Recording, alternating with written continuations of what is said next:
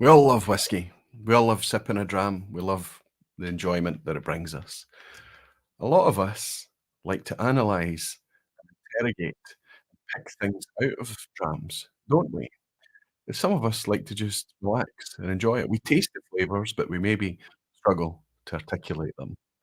It's not one size fits all.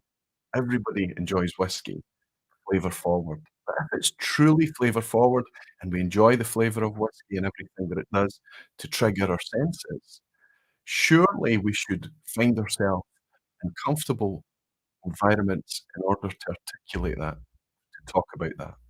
Surely that should be one of the biggest, most fun parts about whiskey. I think that tonight's guest is gonna help us address a lot of that tonight. I'm looking forward to it. Hope you are too, and I'll see you in a second.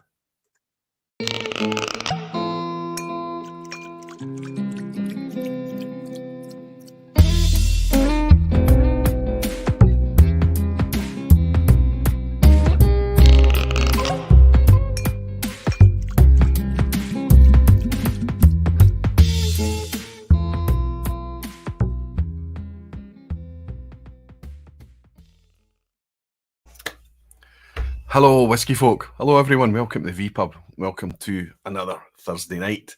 As always, I hope you're all comfortable and doing very, very well. It's wonderful to welcome you here, and it's amazing to see so many of you in so early. As I said at the start of tonight, there's a focus on three things tonight. If I can be honest and upfront, number one is Mark Watt. I want to spend a bit of time for everybody to get to know. I don't know, it's a wee bit stuttery tonight. There's another camera. I hope it's okay with you guys. I've been having technical issues, as you know, but it doesn't matter. It seems to be okay on the outputs. Maybe just here. We just run with it. As long as you can hear me, you don't really need to see me particularly well, right? Anyway, I want everybody to get to know Mark himself, to know what he's about and why I would be so excited to have Mark Watt as part of the vPub, somebody to step behind the bar and help me talk about this specific topic. So spend a bit of time getting to know Mark. We'll also spend a wee bit of time considering this whole flavour thing before we get into the specifics of why I think Mark is going to be a good guest for this thing, is also to address a bit of an elephant in the room. And I think it's nice to do it from time to time. It'd be good to address that right now. Dramface put out an article today, quite a poignant piece, a pragmatic piece, anecdotal, not preachy at all. It's handled in a very sensitive way. But front and centre, the whole core to reviewing two legendary Canadian whiskies, Lot 40 Cask Strength Rye, actually, the 12-year-old and the 11-year-old from a few years ago. Right at the core was alcohol and the risks that it poses, especially when it becomes a hobby. And I think that, in my experience, everyone reacts differently to alcohol. Everybody has a very different relationship with alcohol. For me, discovering whiskey was a positive thing because whiskey helped me to slow down. Whiskey helped me to appreciate alcohol for flavour, from a flavour perspective, rather than just something I was drinking. It was something I was tasting. I think they're quite different things, not mutually exclusive, of course, but they're different things. So if we are in this thing, if we're in this hobby and we're enjoying this space because we're flavour chasers, because we're into it for that, then shouldn't it be one of the prime things, one of the things that we need to find an environment, whether it's sitting on home alone with a pen and paper or just our thoughts, or whether it's immediate friends or a friendship group or a whiskey group or a club or an event or tasting events or whatever it may be, we need to find environments where it's encouraged for us to enjoy the flavour of whiskey and specifically expressing our enjoyment of nosing and tasting whiskey. For it not to be something that's ridiculed or where you're made fun of or where you're made to feel like you're being pretentious. At the same time, it's certainly something that needs to be fun and accessible, and it shouldn't be something that's seen as being elitist or just for people who are trained or people in the know. Tasting whiskey should be open to everybody, whether it's your first ever sip of whiskey or whether you've been sipping and enjoying whiskey for years and making notes of every dram you've ever had. There's space on that bandwidth for everyone. And that's kind of what I want to do and focus on tonight. If you've been tuning in the vPub for long enough, you know that I really don't take it too seriously. But I take the act of trying to articulate the flavours and aromas in whiskey very seriously. What I get out of it, though, is just me and my take. And if I taste it or if I knows it, then I'm comfortable saying it, even when I'm in your company and hanging out here with you on a Thursday night. I'd love to get to a space where nobody thinks it's pretentious and everybody has fun doing it. And if they don't, if it's just not their thing and they would rather just sit and listen to other folk or just enjoy the flavours and the aromas without necessarily making notes, analysing or articulating it, then that's fine too. But I think if we enjoy whiskey the way we say that we enjoy whiskey, that has to be a vital part of that enjoyment. I think it helps everyone be a wee bit more contemplative and slow down. That's as preachy as I'm going to get tonight, but I encourage you all to have a wee read of today's Dramface article. I think you might enjoy it. Anyway, before I get into welcoming in our guest tonight, I'm excited to do that. Before I go on to talking about how he's a very specific take on how he approaches and analyses whiskey, his interaction with whiskey, the way he structures his own personal tasting of whiskey is super interesting in itself. No spoilers, that'll come a wee bit later. I'm going to do what I always do on a Thursday night. I look forward to it every Thursday night while you're all getting comfortable, pulling up your bar stools, pouring your dram, finding your comfy spot on the sofas, whatever it is. I'm going to jump into the lounge and welcome some of you beautiful whiskey folk and dedicated barflies. Welcome everyone. Cheers to everyone that's hanging out with us this Thursday night. My guest has actually sent me 4 drams. I've sent him 4 drams. We have no idea what each other is drinking, but what we're going to try and do tonight, just for pure fun, is assign some, quick notes and opinions about the whiskies in front of us. But we're going to try and assign a colour. There are 4 people in the background and another 2 that's going to do it on the replay. 6 people in the background that are doing this because they won a blind challenge in Glasgow recently. Sevi was the team captain, the team was the Alchemists, and it was made up of Graham, Matt Bishop, I'm going to forget people, Tom Lindsay, Stewie, and who am I forgetting? Matt Sevi, there's one more, and I'm going to feel really bad. It'll come to me. But I've sent out samples, the exact same samples that Mark's sipping tonight, to all of those guys so they can play along. Maybe if it works tonight and Sevi can get some colours and notes from them a wee bit later, we'll bring Sevi in a wee bit later and share to see if there's any consensus. And of course, we can all predict that there will absolutely not be. Anyway, if you're trying to get my attention in the lounge tonight, just type Aquavite, like so many of you are doing already. Fantastic. And I'll do my very, very best to pick up your comments. I know that you've already been saying that, and I'll scroll back a wee bit to try and pick some up. My pal Ben, Whiskey with Molly, is in tonight. Good to see you saying evening, Roy. Evening to you, Ben, as well. Hope you're doing well. And Gino Kumo from Canada is here saying hello, Roy. Good to see you, Gino. Always brilliant to have you in. Sugar Kitty and Hell's Wood are in like they always are, looking after the chat tonight. 2 of our moderators, Helen. Hope you and Andy are doing well, and it's great to see you in Sugar Kitty. Brilliant stuff. Lee J. Brown is saying a quick hello, Barflies. Roll. I have to watch the replay. Have a great evening. Take care. There's our missing person, Lee J. Brown. He's the 6th person in the Alchemist team, and he's going to be picking it up on the replay. He has the samples. Peter is saying, evening, Roy. Great to have you in as well. Looking forward to yet another interesting vPub. Always a pleasure to have my big pal from the Netherlands, and good to have you, Frank. Hope you're doing well. Max Kreitner, good to see you, Max. Hope you're sitting on the sofa comfortably next to Christina. He's saying, good evening, my friend. Big hug from Christina tonight. She managed to stay up. Hello, Christina. I hope you're doing well. Missing you both. It's about time that we managed to get together again, maybe next year. Hellswood is saying, good evening, Roy. I did pick it up. Helen, thank you very much. Ryan Sutherland is here. Whiskey and Wine Trails, Tom. It's fantastic to see you, Tom. Mark Goins is here. Wonderful to welcome you in too, Mark. North Coast Drama. Terrific, Tony. It's great to see you. And Malt Mariners is here too.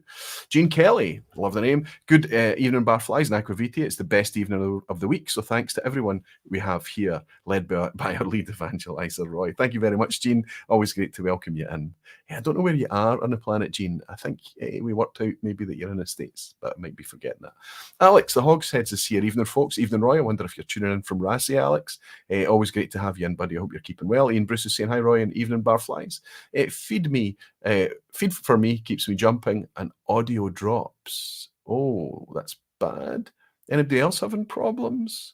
There's the audio. The audio could... when I start to go live, I'm broadcasting to Facebook and YouTube at the same time, and I've noticed that there's just pops and drops of the audio at the intro. But it usually settles out, Ian. So I hope everybody else is having an okay time with the feed. It looks okay on my monitor over there, but I'm not watching it all the time. I'm just looking at the side of my eye, so let me know. Good evening, Roy from Papa Q. Good to see Papa Q and Alistair Grace saying, great article, Aquavitae. Picked up the Dramface article, fantastic stuff. And Stewie Baby is participating tonight. Evening, Roy and fellow Barflies. Looking forward to hearing Mark's insight. Come on, the alchemists. Whisky Weekend Dram Harrow is saying, good evening. And Glenn Duncan is saying, morning, all enjoy the vPub this morning. This work is such an inconvenience. Have a great day, Barfly. So Glenn Duncan is obviously tuning in from Australia. I hope you don't have to work too hard, buddy, and you're looking forward to the weekend. Thanks for dropping by and saying hello. Catch up a wee bit. Danny Hebbington is saying, not that I drink anywhere near as I did in my youth. I'm thankful of my trips to sea. That gives me a good break. Aye, there's some people that can manage it in that way. And No Rolex is saying, thanks for the tip-off in Longmorn 18 last week, Roy. It's absolutely fantastic. Glad you're enjoying it as much as I am. It's featured on the vPub in the past last year and things. And I think that I realised, as I admitted last week, because that bottle was rinsed and finished, I was missing it. And I knew I had to pick up another one. Brian is saying, good morning from Australia. I'm colourblind, but I hope I can taste colours. I have to always remember that. Usually with the blind challenges, it's very colour-based. We're using colours to track things and stuff. And I'm amazed at how many people are actually colourblind when I do that. A lot of them kind of struggle a wee bit. Evening, Aquavitae and all, says Ross Brereton. And the Kilted Drama is saying, hello, Roy, and all in tonight. Good to have you in, Gary. I hope you're keeping well, too. Rob Smith is here, too. Hello, Barflies and Roy. Hope all are well. I'm sipping some Coquerin 12-year-old and hanging up some Christmas lights. That's one of Sevy's favourites when it comes to the vPub is Coquerin 12-year-old. If you know, you know. I'll just leave it at that. Early likes and shout-outs, please. Peated is calling for the like button to be clicked. I'll ask you to wait a wee bit longer if you like. Make sure you're enjoying the content. But if you are, make sure you don't forget to leave a like. YouTube likes it, and it's very reassuring to other people that come in your footsteps that this is legitimate content, and that a lot of you find it fun. Quite a few new people signing up for the Barflies tonight. We've got Thomas Nagy joined the Barflies along with the Road to Dram. John Freund, I think it's Freund, John, I hope I'm pronouncing your name well, and Craig Doran, all of them signed up to join the Aquavitae Barflies. That means that every vPub you ever watch, for the last 2 years at least, and maybe 3 years actually, runs no advertising alongside it. You guys, the Barflies, already mean that I get more contribution from you than I'll ever get running ads on YouTube. So you can watch it uninterrupted, even if you're breaking it up into sections. And Whisky Novice Jim has bought me a dram to say, cheers, my friend, cheers, Barflies. Won't be hanging around, but good to see so many. And glad to see, Jim, that you picked up your glasses that you sent over from you as well, from our pal over in Arizona. Cheers to you, Jim. Thank you for the dram. Will be an interesting one, though, buddy, so I hope you get a chance to pick it up podcast style on the replay. And Rick Johnson is saying, cheers from San Francisco, Roy, and fellow Barflies. Hope all is well. That is very well, Rick. I'm getting into that season. It's whiskey season. The nights are fair drawn in, as we say. It's really dark now. By the time it hits 4 o'clock, it's already pretty dark here right now. And it just kind of feels like you want to cozy up and shut the door early and maybe pour a dram and jump onto the couch. And I do find that I think my alcohol consumption increases a little bit over winter. But I wonder if it's increasing by volume or if it's just that I tend to have a glass in front of me a wee bit more. I can take a glass to the sofa and it can literally last the entire length of a movie. But I'm not fooling myself. My job is whiskey now. So I always need to be mindful about how many tastings am I visiting in a month? How many times am I sitting down and doing some research for a vPub or a blind set or like sample exchange or whatever it is?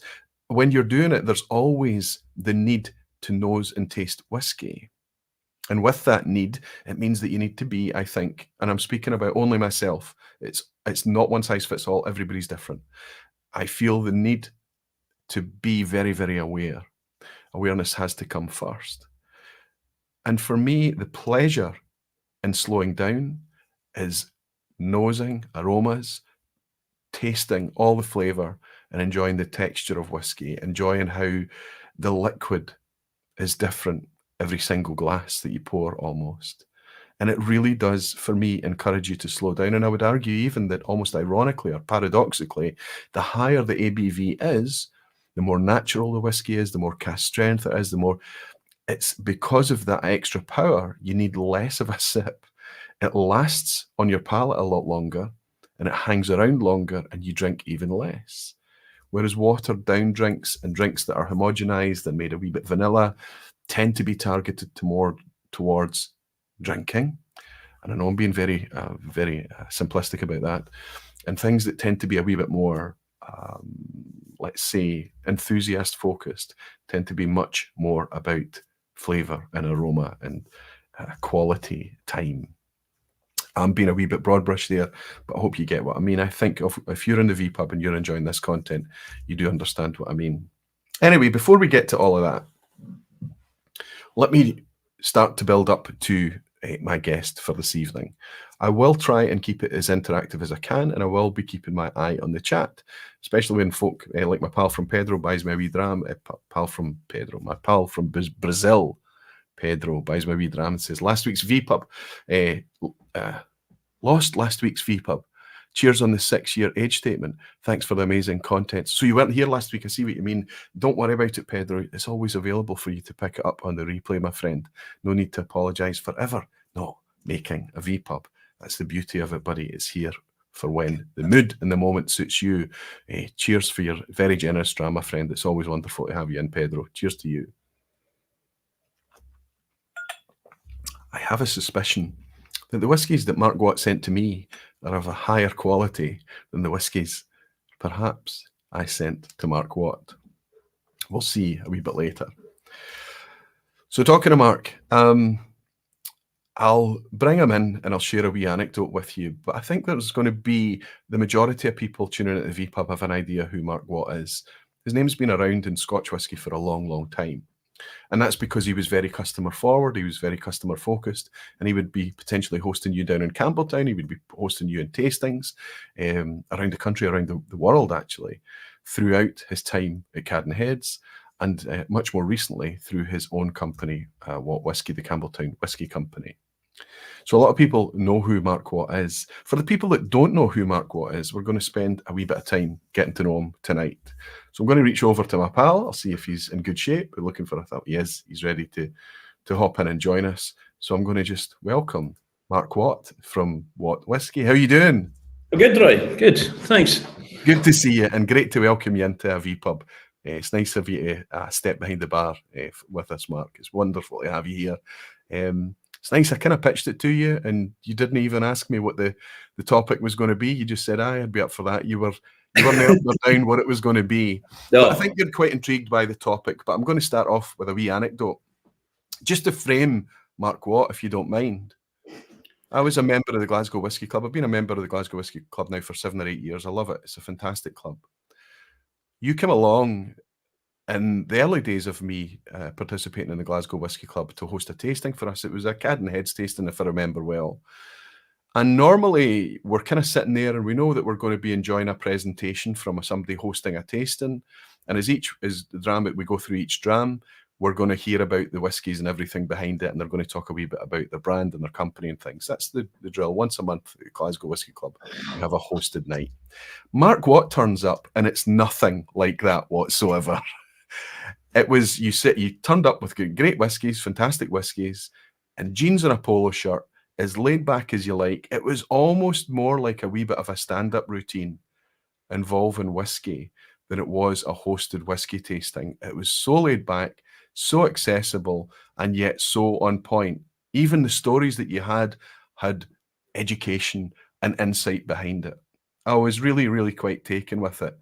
Is that a fair assessment? Would you say that's what you get out of being the host, or would you say I'd say I'm not your typical host, if that makes sense, but I'm quite lucky in that I've always worked for independent bottlers, so Yeah. I've never really had a structure. Like, I think if you work for a distillery, you have to take people through your distillery, and this is our mash tun, this is this, and you've got a history of that. Whereas if you're an independent bottler, you're not going to speak about the history of all 6 or 7 distilleries that you have, and so you kind of wing it a wee bit. I always say with my tastings is you generally leave knowing less than you started with.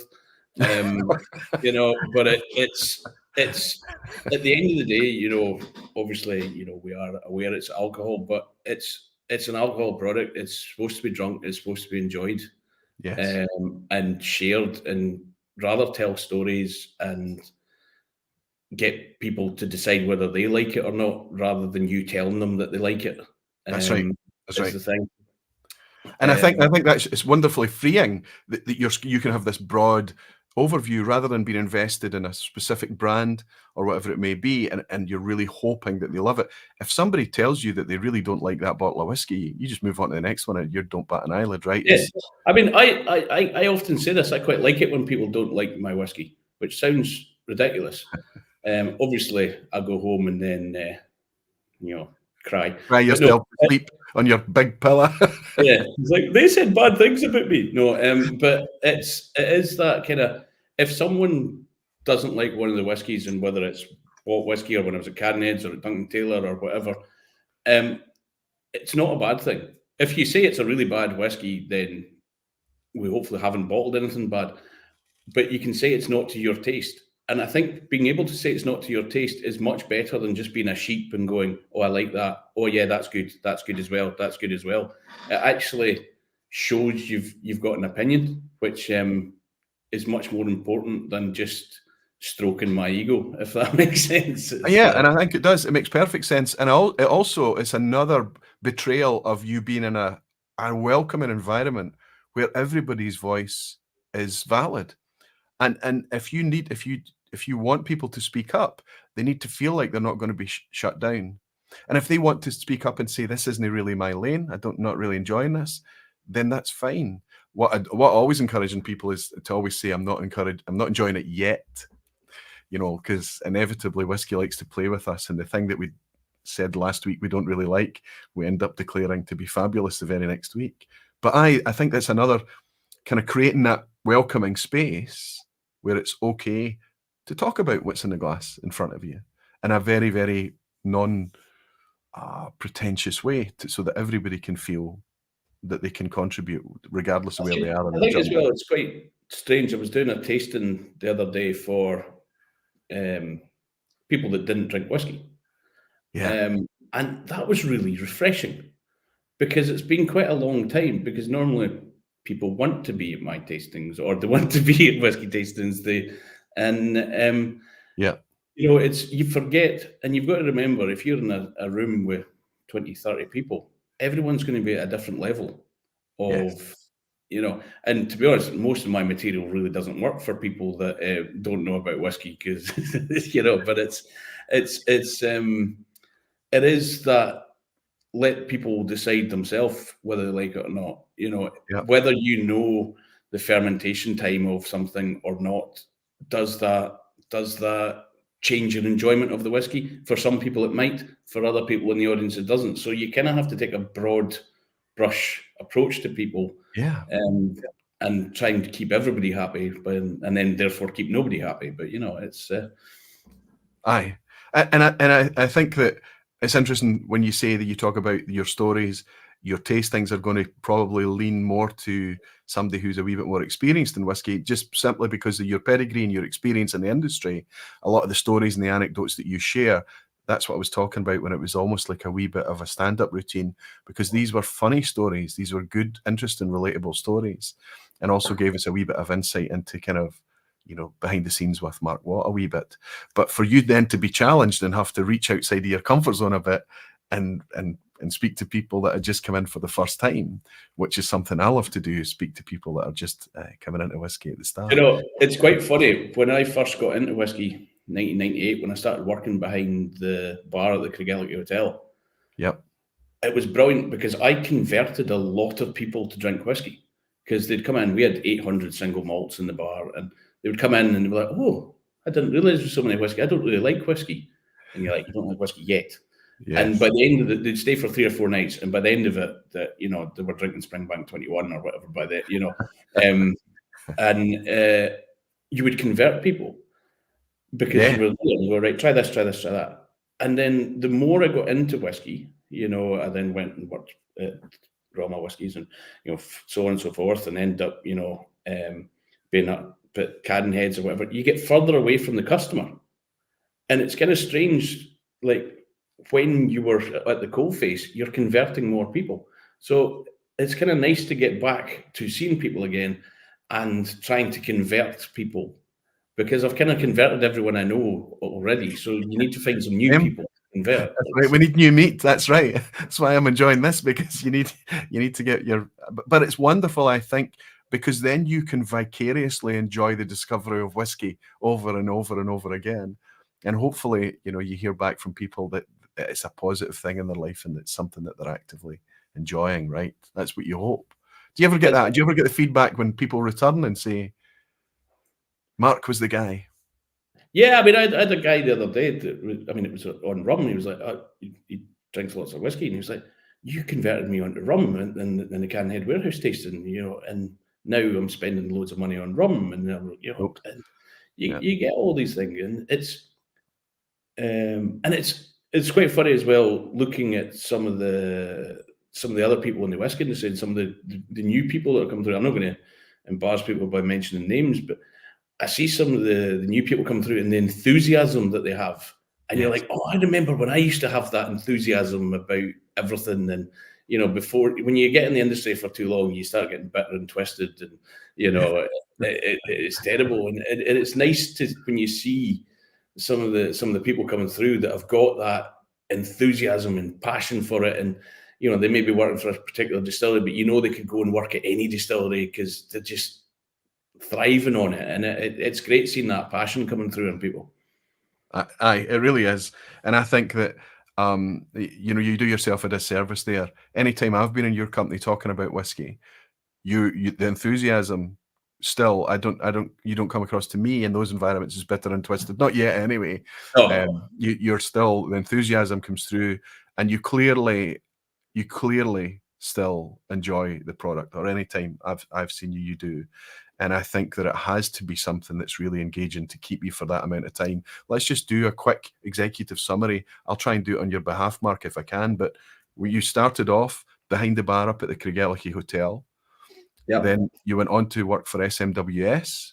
Yep. I believe you also had a stint up in Speyside at Glenfarclas. Is that right? No, that was my wife. So I was at SMWS behind the bar. That was the easiest job I've ever had.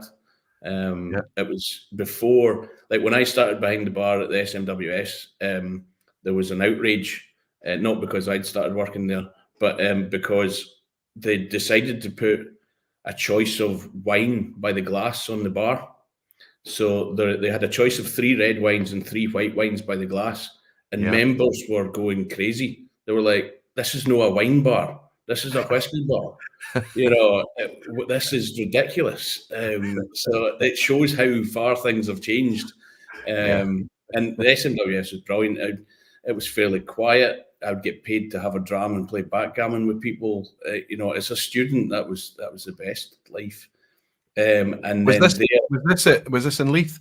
Yeah, in Leith. Yeah. It was before Glenmorangie bought them. They were still. Yeah. That's how old I am. I worked at their 21st anniversary. Never mind their 40th. That's okay. And Glenmorangie are no longer involved anymore for a number of years, but they did own them for quite a wee while. Yeah, so it was before that. So back in your student days, as you say. And at the same time, I worked at Royal Whiskies as well. Yes. Part of my third year or second year, can't remember, at university was a 12-week work placement. And I was already working at Royal Mile Whiskies, so I did it there, like working with our website and stuff like that. And after 18 months, Keir Sword was like, "You should probably go back to uni, or else you'll never go back." So he basically kicked me out of a job and put me back to uni. And you did marketing, right? Yes, which makes people laugh a lot. Yeah. That might come up a wee bit later in tonight's broadcast. Yes. But that leads you up until going to work for Cairnheads, which took you down to Campbell. No, from there I went to Duncan Taylor. Oh, of course. I was at Duncan Taylor for 8 years before that.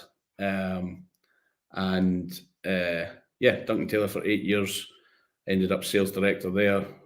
Travelled the world with them. Had some great time bottling some of the most phenomenal whiskies, Bowmore 66s, and we didn't realise how good we had it back then until you have it now. And I'm sure we'll be saying the same thing in 20 years' time, that we didn't know how good we had it in 2023. Absolutely. Yeah.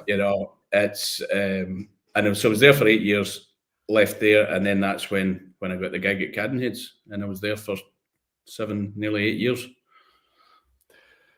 And now you're still in Campbelltown. Still in Campbelltown, yeah.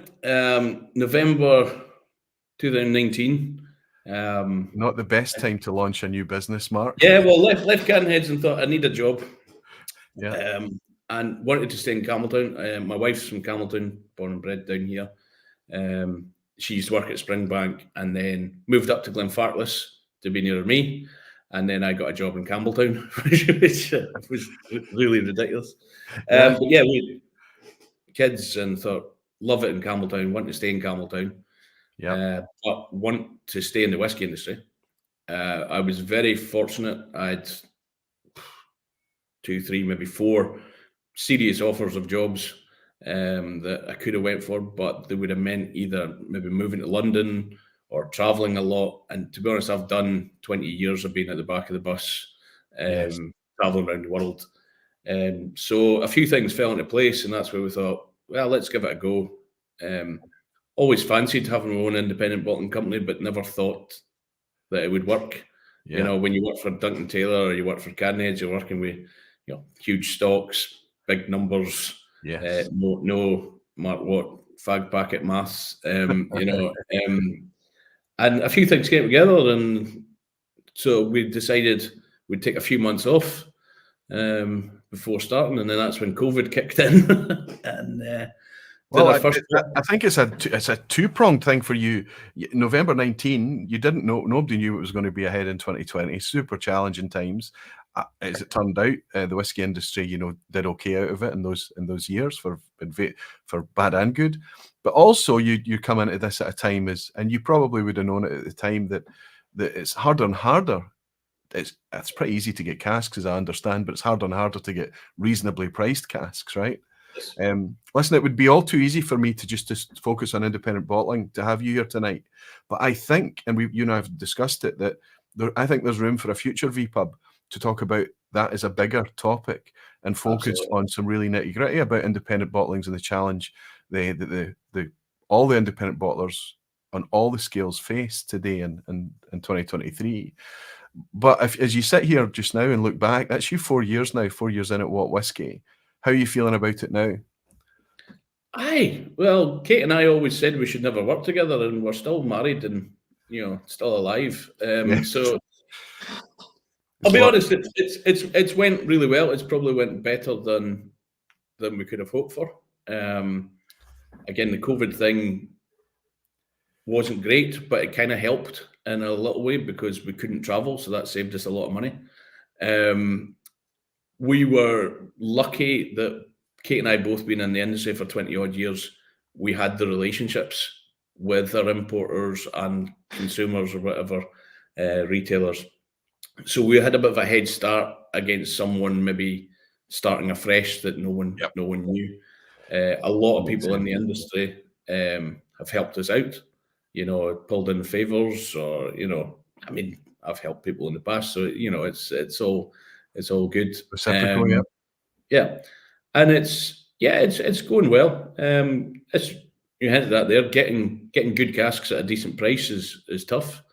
But we're not trying to take over the world. So, you know, we don't need 100 casks a year. We've just had a new release, and that's us 92 casks we've bottled over 4 in years. 4 years, which, you know, is not too shabby. I mean, it's no big, but it's not inconsiderable either. Well, I have to take my hat off to you as well, Mark, and say thank you for what you've bottled, because everything I've tried has been very, very good. But it's also easy to try it because the prices are really accessible. We try. I mean, prices are eking up. Unfortunately, they are for everybody. But we've turned a lot of things down just because the price is too high. Yes. And we wouldn't feel comfortable, even though we know it would probably sell. Yes. You know, Cappadocia, I've always been one of my favourite distilleries. Cappadocia, I absolutely love it. And we got offered a cask, I think it was 25-year-old, something like that, 22-year-old Cappadocia. And it would have had to retail about £400 a bottle. No. And do you know what? Knowing people, I could probably sell it at that price, but it wouldn't fit with our philosophy of hitting the price quality. And then we've actually got a sample of it, and it was, So you're glad? You're glad? Yeah. And I don't want to bottle meh at 40 quid a bottle. Never mind 400 quid a bottle. That's right. And it's interesting as well, because Cappadocia, Imperial, those kind of things, that 2019, we were still picking those up at 25 years old at 150 quid. Yeah, easy. Yeah. Easy. But what we're seeing today is this implied value that they have, like it's the only cask that exists and things like that. It's kind of a shame, that the situation, and I feel it for all independent bottlers right now, and I also feel it for us as consumers. It's kind of tough at the minute. It's going to be interesting to see what happens in the days ahead. But I think this will be a fascinating discussion for another maybe day, have you back in the future and things maybe. Well, we'll see how tonight goes first. Right. You're not on trial. You just relax and have a good time. I've got some wee prompts up here, wee banners, things that I want to throw in. You touched upon your business partner there, Kate. The first prompt I'm going to bring up is just a true or false. True or false, Mark? Kate's the real driver behind Campbelltown Whisky Company. Aye, probably. True? True, aye. Let's talk a wee bit about Kate. She's a fascinating story, right? Aye, Kate's from the town, and she spent her whole life trying to get away from the town. Campbelltown's a lovely place, but when you're 16, 17, it wasn't that exciting, and she really wanted to leave. She studied languages and went and lived in France for a year, and she had no idea. She had no idea there was jobs in the whisky industry, really. And her mum was playing tennis with somebody one day and heard that there was a lassie at Springbank leaving because there was too much travel involved.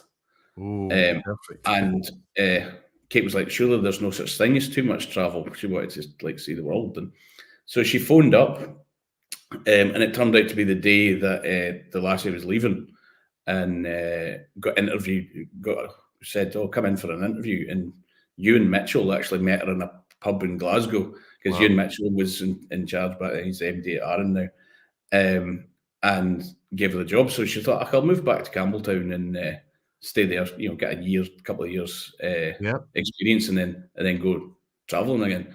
And she came to Campbelltown and came back to Campbelltown and absolutely loved Springbank. And loved her time there. At one time, I think she was the only salesperson at Springbank. Wow. I mean, back then it was a sales prevention team, because Ewan left to go to Arran, and I think she was the only salesperson there for about 6-8 months. But bizarrely, as Kate joined joined Springbank, she turned up at my very first tasting, and I don't remember her, and she doesn't remember me. But we remember the whiskey that we drank that day. So she'd a friend that was living up in Speyside, and she went up to Speyside and thought, oh, I'll go to a whiskey festival and learn stuff because I'm new to this thing. Yeah. And I was doing my first ever whiskey tasting in the whiskey shop Dufton. And it turned out, it was years after we'd been married. Well, no, it was years after we'd been together that we discovered that we'd both been at that tasting. And it was only because we can truthfully say it was not love at first sight, right? No, we didn't remember each other. We remembered the green spot that we'd drunk. Wow. I was like, my first tasting, I did a green spot, and Kate was like, I was at that. so it's quite funny how that, my first ever tasting, Kate happened to be at. So. Your wife was at, and you didn't Yeah. even know and realise you don't have any Now recollection we of it. worked together in Whisky. But no, when we started the company, Kate was pregnant with our second child, Joe. I wasn't 100% sure how much she would want to be involved with the company. Sure. And that's why, if you look at the first release on the back label, it just has my name on it. And then once Kate was integral to the team, it's got Kate's and Mark's selection. I mean, she's always been involved with the selection process. And naturally, the company's kind of split in that Kate handles all the creative kind of stuff and tries to keep me off of social media and or answering things, and she does more of the logistical type things, and I do more of the finance stuff and running the numbers and all that kind of thing, and we work very well together. We'd always said we shouldn't work together because we'd kill each other, but I think had maybe I went to Glenfarclas and worked for her, or she'd came to Cadenheads and worked for me, I think then we would have killed each other. But it's you're both pulling in the same direction. Absolutely, and you've got that kind of dovetailing of skill sets as well, which is perfect. Yeah, it sounds amazing. There's a few people in tonight saying, "What about Kate? What about Kate?" If this was a What Whisky, Campbelltown, a whiskey company vPub, then of course we would be saying, "Where is Kate?" and we'd absolutely have her on. Yes, well, one of us has to be at home with the kids, I'm afraid. So it's yes, there's that too. Yeah, you'll get Kate next time, and you'll get the real stories. So. Aye. And I think what we're going to, as we close out tonight, I think what's going to happen is there's a very specific reason that we're going to reveal tonight is why we've asked you forward to help us in this topic. Let me pull up another wee fact here, another wee true or false before we go in. True or false? Macallan demolished your childhood home. True. It is true. Tell us about this. So I grew up at Macallan on the farm at Macallan, and it was a great place to live. I mean, I could see 3 distilleries from my bedroom. I could see Craigellachie, Benrinnes, and Macallan. So it kind of explains a lot. Wow. And in fact, every house I've ever lived in, like permanently, I've been able to see a distillery from. I now live right next to Springbank. I look into the malt barns. You may think that the malt barns are great, but when they're turning the barley at 3 o'clock in the morning, you want to tell them to shut up. But it's we grew up there, and before they built their new distillery, they knocked down the house that I grew up in. Macallan. Yeah. So my brother was home from, and so we climbed up onto the roof of the house before they knocked it down and drunk a 25-year-old Macallan on top of it. It was a Cadenheads one, so I could afford it. But it was a lot of fun seeing people driving. So you knew that it was imminently going to be demolished. Yeah. That must have been a really bit. See people driving past, going, "There's really 2 guys sat on the roof drinking whiskey up there," and it's just that must have been quite bittersweet, though, to know. It was, and I have to admit, I went up to the new distillery, and I'll be honest, I wanted to hate it. But I went round the new distillery and I absolutely loved it. Proper, great piece of architecture, and it is what it is. It's not trying to be Springbank. It's a luxury brand, but there's lots of things that the lines drew your eyes to parts of the old things. Probably I got it because I grew up there, and but yeah, so they did. A lot of thought went into it, and I think I remember going up there when it was first. I had a buddy that was working there, and I managed to get in just before they opened, and I got the tour and everything like that. And I remember just feeling like it was at that moment. It was almost like the pinnacle of confidence in the future of Scotch whisky. It was that real. If somebody's doing this, and what really hit it home is that huge mash tun. They've got another open circle right next to it for another one in order for them to build a mirror-style distillery right next to it, should they need it in future. It's just incredible optimism, right? And quite a remarkable thing to see. Not the place you would go for an intimate experience, But No. if you wanted a wow experience, yeah. It's a bit like a few years ago I was in Cognac and we went round Hennessy. Yeah. And that was a proper visitor experience, luxury experience, and it was brilliant. I mean, I'd came from a a vineyard, a wee cognac house where I was sat in the guy's mum's kitchen drinking samples, and we went through the kitchen door into the warehouse, and that was much more fun, and get the nuts and bolts of it. But for what it is, it's you'd much rather go around Springbank and look at that, But yeah, as a whiskey enthusiast, I think. but it's worth doing. Yeah, but I think And think again, particularly having grown up there, where we had a cupboard in our house growing up that was full of Macallan 10-year-old, because mum and dad got a bottle of 10-year-old every month, and they didn't really drink that much whiskey. Wow. So whenever you went to someone's house, you just took a bottle of Macallan. Yeah. You'd be going to your auntie's for a cup of tea. We'll just take a bottle of Macallan. Yeah. If we still had all that, I wouldn't need a business. It's when we talk about, you've never had a job that's not in whiskey, but that kind of makes sense when you look at somebody who's grown up in that valley, right? That's grown up in that glen. That's their parents have been in whiskey. As you see, you look at your bedroom window and the 3 huge distilleries, and I mean, it just makes sense that you're doing. But it's funny, and Kate was growing up in Campbelltown with the distilleries. Until you get into the industry a bit, you don't really appreciate it. Yeah. It wasn't until I started working behind the bar at Craig Hotel and realised, God, there's all these distilleries here. I've passed them every. I was probably 25 before I did my first distillery tour in Macallan officially. I used to play in the warehouse roofs. The first time I ever got drunk was on a warehouse roof at Macallan with a bottle of grouse. It's you kind of take it for granted, and you don't really realise it until you start working with it or travelling around the world, and people, living at Macallan. I'd go into Elgin, which is 12 miles, 13 miles away. People, where are you from? You say Macallan. I'm like, where? Near Kegeliki. Where? Yeah, I could be sitting. I remember once sitting in a bar in Tokyo, and a guy got out his, shows how old it was. It was before digital cameras. The guy took out his photo album and was flicking through, and he had a picture of my house at Macallan in his photo album. Wow. It's just like, that's my house, It's folk in Elgin don't know where you are, but folk in Tokyo have photos of it.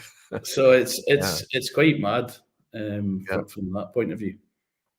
It's mad, but to me, it just kind of makes sense. It's almost like a destiny type thing here. It's just that you would find yourself actually, with the pedigree and the experience you've had, ending up running your own company.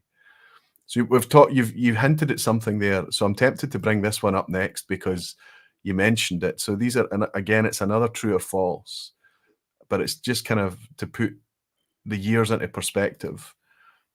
True or false, drinking too much 1966 Bowmore ruined whiskey for you? It's interesting. The only whiskey that you've mentioned about your time at Duncan Taylor was 1966 Bowmore.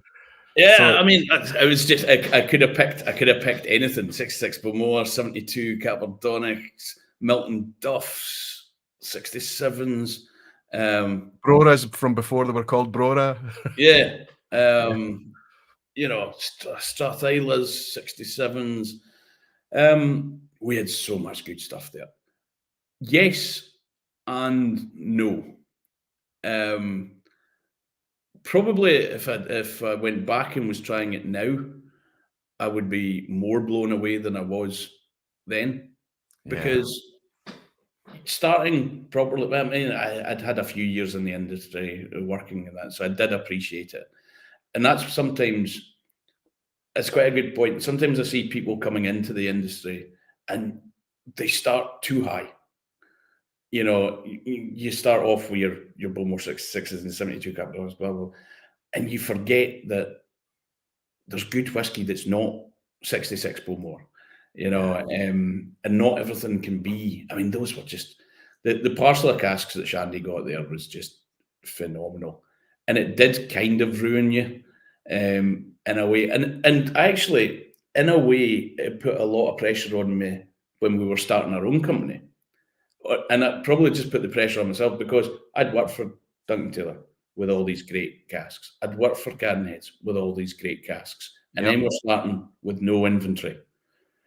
And so people quite often like me, but I don't know if they like me or they just like the fact that I was pouring them all these great whiskies. And so when you have to start with the, you know, you put pressure on yourself, oh God, you know, whatever it may be, a Tomatin 12-year-old or whatever. So yes, it ruins you, but it doesn't. I think you learn to appreciate everything for what it is. Yep. And you know, the right whiskey in the right time can be better than, you know, a fairly average whiskey in a great time can be better than a great whiskey in a crap time. You know, I've heard you say these very words before, probably at one of the tastings, but you said that, you know, it's a really, really good whiskey can be ruined by bad company, and a really bang average whiskey can be elevated to one of the best ever by great company or great moments or something. I think that was your words, Mark, saying those very things, and I absolutely get it, and I agree with it fully. And also, I think accessibility is crucial today. Not everybody works in the industry. Not everybody has access to these wonderful things. Yeah. I mean, virtually nobody has access to 66 Bowmore anymore. But you know what I'm saying is that we have to make our own memories based on the whiskey that's available today. And one day we'll lament the loss of those too. I'm only into whiskey since 2005. And already my whiskey journey is littered with a cookie trail of things that I wish I'd kept a bottle of. Yeah. I mean, we've all got a degree in hindsight of the things that we should have kept and should have done. But, you know, I look back quite often, you're flicking through whiskey auctions, you know, drunk it. Oh, remember, I shared a bottle of that with so-and-so. And, you know, yes, the $3,000 that the bottle's going for now is probably worth more than that one evening that we had a laugh. But there are memories that you have of, you know, sharing this bottle, or, you know, or remember the time we did that, or, you know, just, you know, Caberdonic's the classic. One of my favourite memories was my good mate Roy Mathers used to run tasting tours around Speyside, like driven, and he had a group of Danes who've become good friends, and he was meeting them at Glen Grant Distillery, and I would go along and meet them.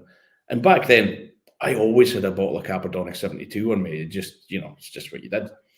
And so we picked them up and we drove past Caperdonic, and they just, this me climbing on things and drinking again, but they just knocked down Caperdonic. And Roy knew the demolition guys. So we went on site and stood on the mound of the rubble that was Caperdonic and drunk this 1972 Caperdonic on top of the rubble. I mean, it was a proper bittersweet sweet moment. So Caperdonic was turned into Forsyths, wasn't it? Yes. Yeah. Still, that's incredible. What year would that have been then? When did you do that, you and Roy? That would have been 2002. No, it might have been a bit older, a bit later than that. But yeah, I've still got the photos somewhere of me standing like the Jesus and Rio on top of Caperdonic. It was just that wasn't a planned thing. You just happened to have the Caperdonic and you passed. And amazing, absolutely amazing. Yeah. And that's incredible to see that now, because I guarantee you that Forsyths would have found another site. And today, if it was today, there's no way they would have trashed Caperdonic, right? There's no way that they would have demolished it. They would have. But yeah, you get lucky. Working in the industry, you get to try a lot of great stuff. I mean, I've been lucky to try stuff that, you know, if I was a punter, I would never aspire to be. But it doesn't always have to be those great. I remember working at Royal Malt Whiskies, and I would run the staff tastings, and I'd quite often do blind tastings. And I chucked in Isla Mist blend one time. And it blew everything out the water, and it ended up being basically Royal Mail's house blend for ages. And we sold bucket loads of the back of that. Because, you know, I bought a bottle the other day because it was like 15 quid or something, you know, 16 quid. And you can't knock it. I mean, this is a 40, I think it's 40% blended whiskey, right? Blended Scotch. Yeah, incredible. And it's having the ability to appreciate how privileged you've been throughout your journey and the time that you've been there, the fact that you're maybe working in the industry or whatever, but also still be grounded enough to be able to enjoy a 15 quid blended bottle. And I think that puts you in a much better place than if you were only ever able to sit back and relax with the higher end stuff. Let's keep your questions going in order for us to get into the kind of core, the crux of tonight. But a wee bit of a controversial one, Mark. I hope you don't mind hitting you with this one, but I speak to you as one marketer to another.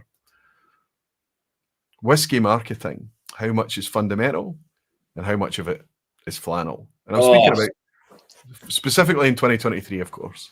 So much flannel. Unbelievable amounts of flannel. It's a shame, isn't it?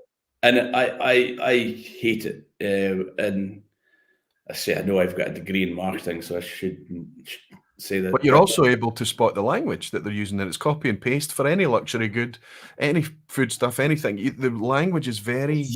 That is, you've hit the nail on the head there. It's copy and paste. I actually did it once where I took a generic press. It's when I worked at Cadenhead. I took a generic press release and just put Cadenhead product in the thing, and then said, and the thing that gets me a lot, there's so many soapboxes I can get on tonight, is that people, and it's more so tonight because we're going to be coming on to be, it's all about the taste, and that's we don't know what we're drinking tonight, right? We don't know. It's all about the taste.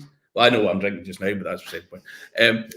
But it's press releases and launches and everything are all about everything other, like a story. It might be a true story, it might be an invented story.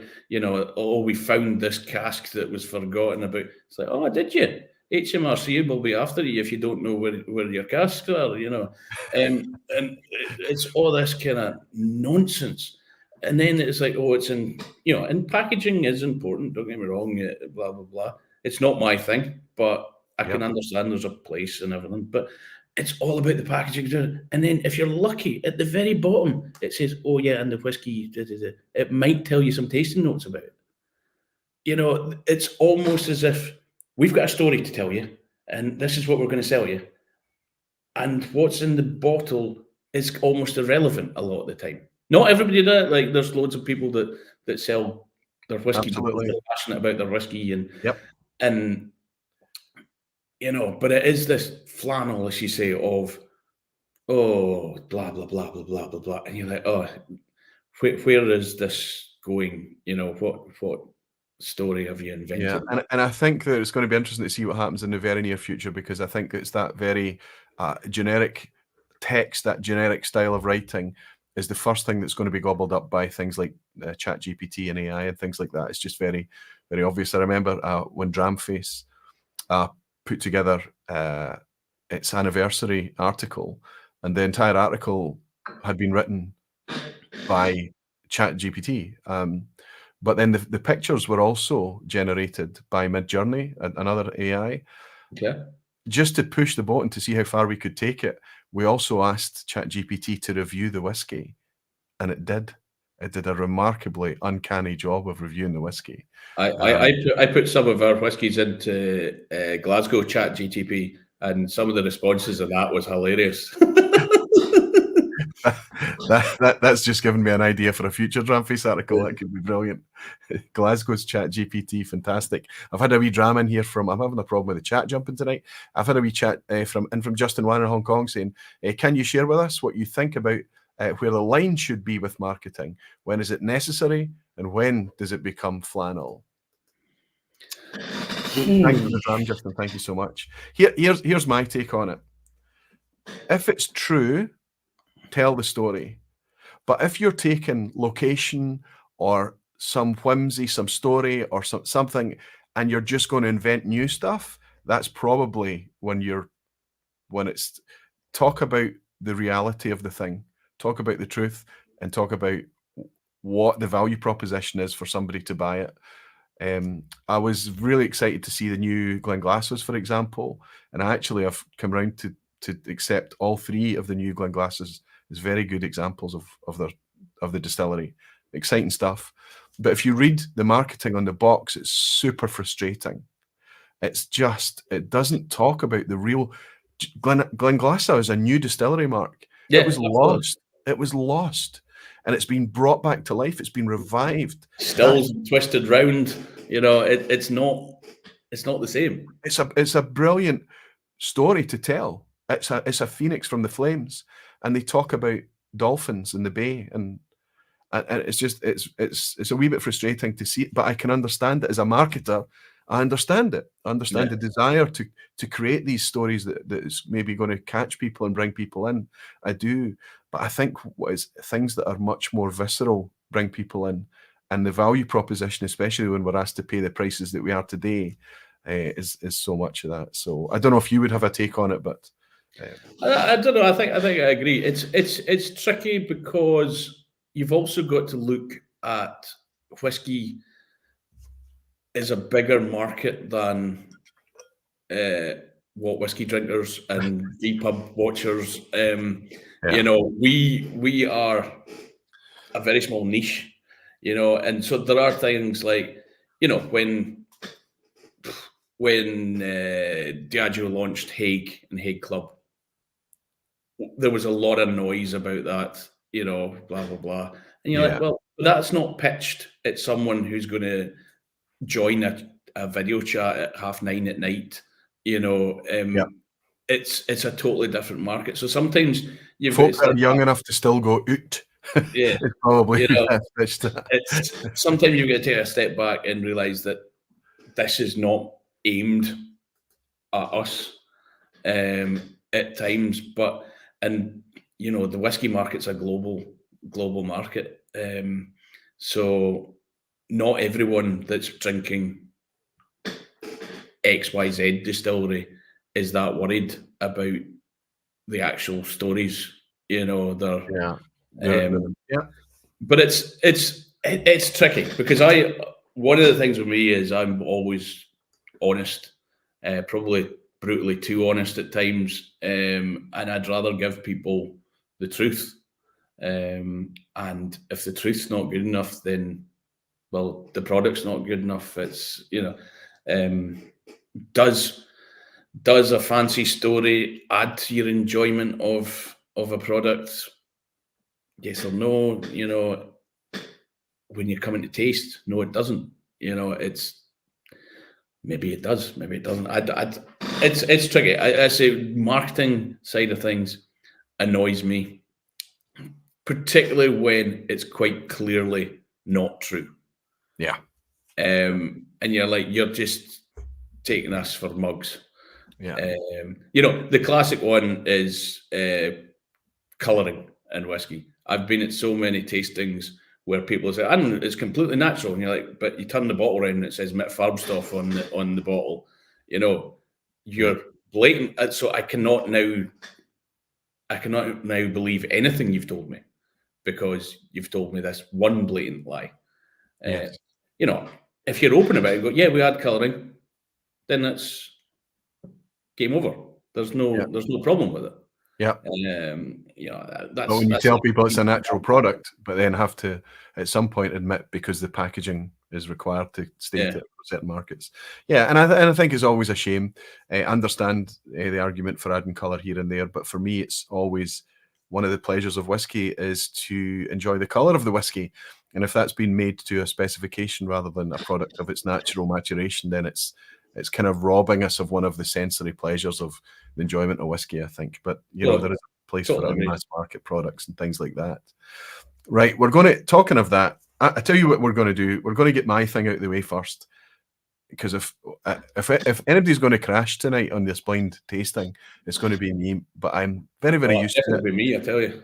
And the folk tuning in is very, very used to it as well. We're not going to dwell on this, but Mark sent me 4 whiskies for a very specific reason. He sent me 4 whiskies completely blind. Each bottle just has a wee A, B, C, D on it there. So I've poured these with a view to me to try and put myself in Mark's shoes, where Mark has something that some people might perceive as being a form of synesthesia. Mark's branding about what whiskey is based on colours, and the story behind that, the foundation story behind that is fascinating to me. I get it. I do taste colours. I think I'm very different from Mark, whereas he tastes a whiskey. I don't want to. I'll let you describe how it is for you. But when I taste a whiskey, it's because the flavours are making me think of the colours are suggested by the flavours. Where I think when you taste a whiskey from speaking to you, it sounds like a colour comes to mind first. So I think the way I interpret colour in whiskey is based on flavour and aroma, which is a wee bit more common to a lot of people out there. I think they can relate to that a wee bit more. So all I've done, Mark, is I've gone through, I've made some notes of these 4 whiskies. We'll run through them quickly. I've assigned a colour to each. And I'm just to kick things off before we go into the bigger test tonight, where I've given you blind whiskies in order for you to assess a colour or to allocate a colour to. We'll go through these first. I think you've given me, I mean, at least 2 of these are crackers. The third one is a cracker. Oh, is it 2 that are mine? Well, that's the thing. It's interesting. So you've given me a clue there, told me that 2 of them are what whiskies. So I'm starting to think that I could be quite a bit off here then in that case. But there's one at the end that is I mean, they're very, very vivid whiskies. They're very different. They're all expressing in their own right. And if I sat here with more time, if I was writing reviews or real extensive tasting notes for these whiskies, I think I would find it quite easy. Just a dark room, just quiet time. I think these are quite expressive whiskies. The first one, I've put down, I've committed. I had 2 colours for this one, but in the end, I just went with, I had to decide which to go for. They were quite different colours, but this is sour for me. Have you got these whiskies in front of you? I do. Right, so don't reveal anything. There's a sourness to it. There's a Springbank-like funk to this one. It's very Campbelltown in its style. It's a wee bit sour, lots of overripe fruits, sometimes tropical, but there's also like a wet sackcloth, wet canvas note going on in the background. And it's a bit of cast strength somewhere in the mid-50s. But I have allocated this one green. So I've suggested tastes or noses a wee bit to me like a green whiskey. But at certain points tonight, it's also been red. So how are we doing there? How are we with that one? Well, do you want me to tell you what it is? Is it one of yours? It's one of mine. So it's I not can a tell you. Springbank then. It's not a Springbank. It's a Springbank 10. No. I agree with your notes. You said sour, and we'd been discussing about putting a fruit to things, so I quickly ran through them all and put a fruit with them as well. And this is actually a 5-year-old Glasgow. Incredible. And it's a sherry butt. So the colour that I associate it with is this Purple. kind of red colour. So you were on the red with me. Well, I've said red then green, but the colour that I committed to was green in the end.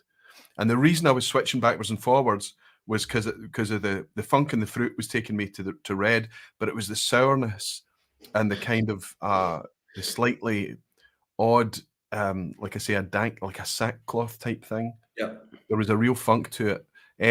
If I knew if it was a Springbank that it was going to be or a Campbelltown whiskey, let's say, it was going to be quite youthful. But that's an interesting product, and the cask is a sherry cask. I've written sherry cask here. You said sherry cask there? Yeah, sherry butt. Yeah. 5-year-old Glasgow. Yeah. They've made amazing strides in the last few years, this Glasgow distillery. Certainly have. Amazing strides. But it's, see, this is where, I'll probably explain it later, the colour thing, because you are, you're associating the colour with the flavours and the taste, whereas my colours are completely different. Or more independent, if that makes sense. But we can get onto that. That's right, and I think that when we got onto the 4 that you're tasting blind, so let's move on to the B one for me there. This was again really expressive as well. The first thing, so I've said a fruit for each, and I've said a colour, but I've also kind of put a wee exclaimer. So the first one, the green one that I chose, was sour. This one is age. I know this, Mark, and it just takes me right into a kind of dunnage space. I think this is a mature whiskey. I think it's spent a lot of time in wood. I also think that this is predominantly sherry, but it could be a refill sherry because there's a lot of balance here still. I think you're hitting a lot. You're hitting a lot of notes. It does take me up to Speyside a little bit. You know, it's very reminiscent of Glenfarclas. I'm getting a lot of coconut macaroon, specifically some raspberry and chocolate in there. Almost like, you remember ruffle bars, you know, the kind of coconut and raspberry thing in the chocolate. Yep. It was making me think of that. And again, it's another cast strength, but again, it took me to Speyside. But specifically what we're after tonight is the colour on this. And I didn't have a coloured dot that could express maroon or that kind of burgundy, winey colour. That's what you want to hear in the pub, maroon. Maroon, maroon. Nice. Well, this is not one of mine. And the colour I went for on this was orange. Specifically 7417C, if you're looking for the Pantone reference. The Pantone. Well, I'll tell you what I can do here. This was a bottling that I got from the Netherlands.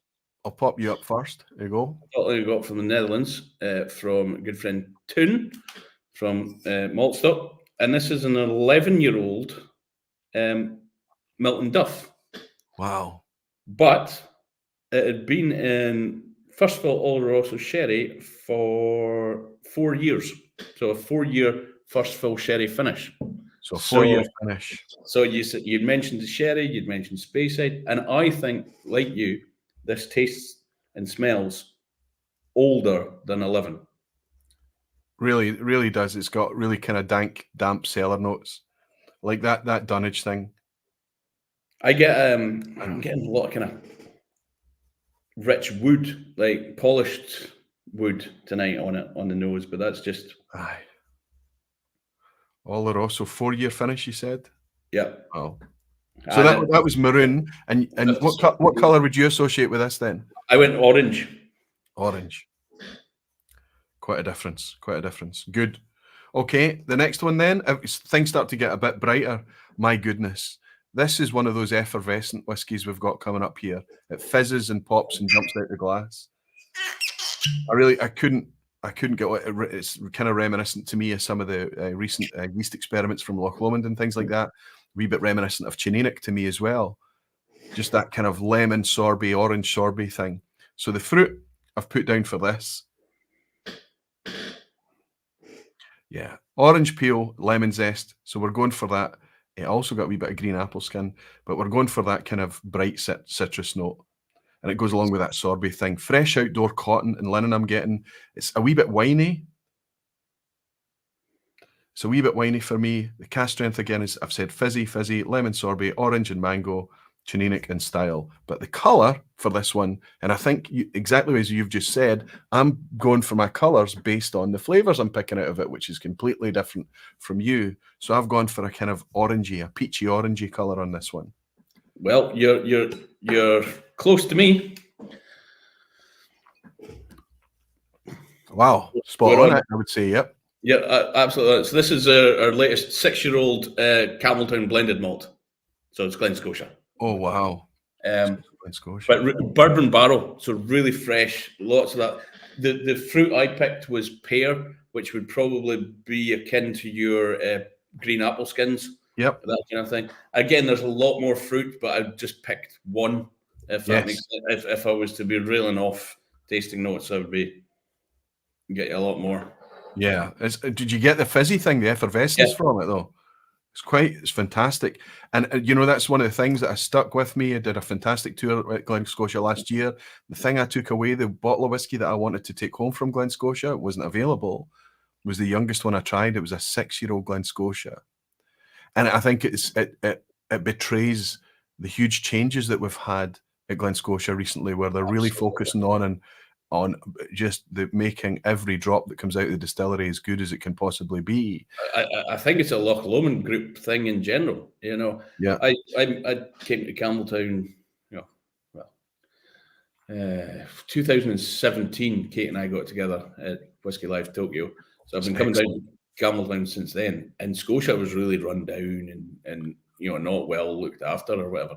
And now you see it, and the quality of the stuff that they're coming out with is just But it's not, even when it was run down, that you could have exceptional experiences, but you couldn't rely on them all being exceptional. It was dodgy. You almost had to try before you buy with Glen Scotia. These days, you just have this feeling, especially with the younger stuff. And for my personal preference, ex-bourbon cask as well, doesn't always have to be like that. It's just a solid buy. You know, there's so much more confidence building. This for me is my type. I mean, I love all whiskey, but it's just that freshness. Yeah, it's just cracking. Okay, enough about me. There's one more to go. The last one is an absolute banana skin, right? And I mean that in a literal it really is. I mean that in a literal sense. This one you've given me, it's on the nose, it's banana, banana, banana, specifically sweetie, candied banana, banana, foam bananas, that kind of thing, which is usually a negative thing. People often pick up foam bananas as a fault in whiskey. I do not. I always get bananas and loads of stuff. So much so that it became a running joke at Cadenheads that we would always have bananas in the tasting notes.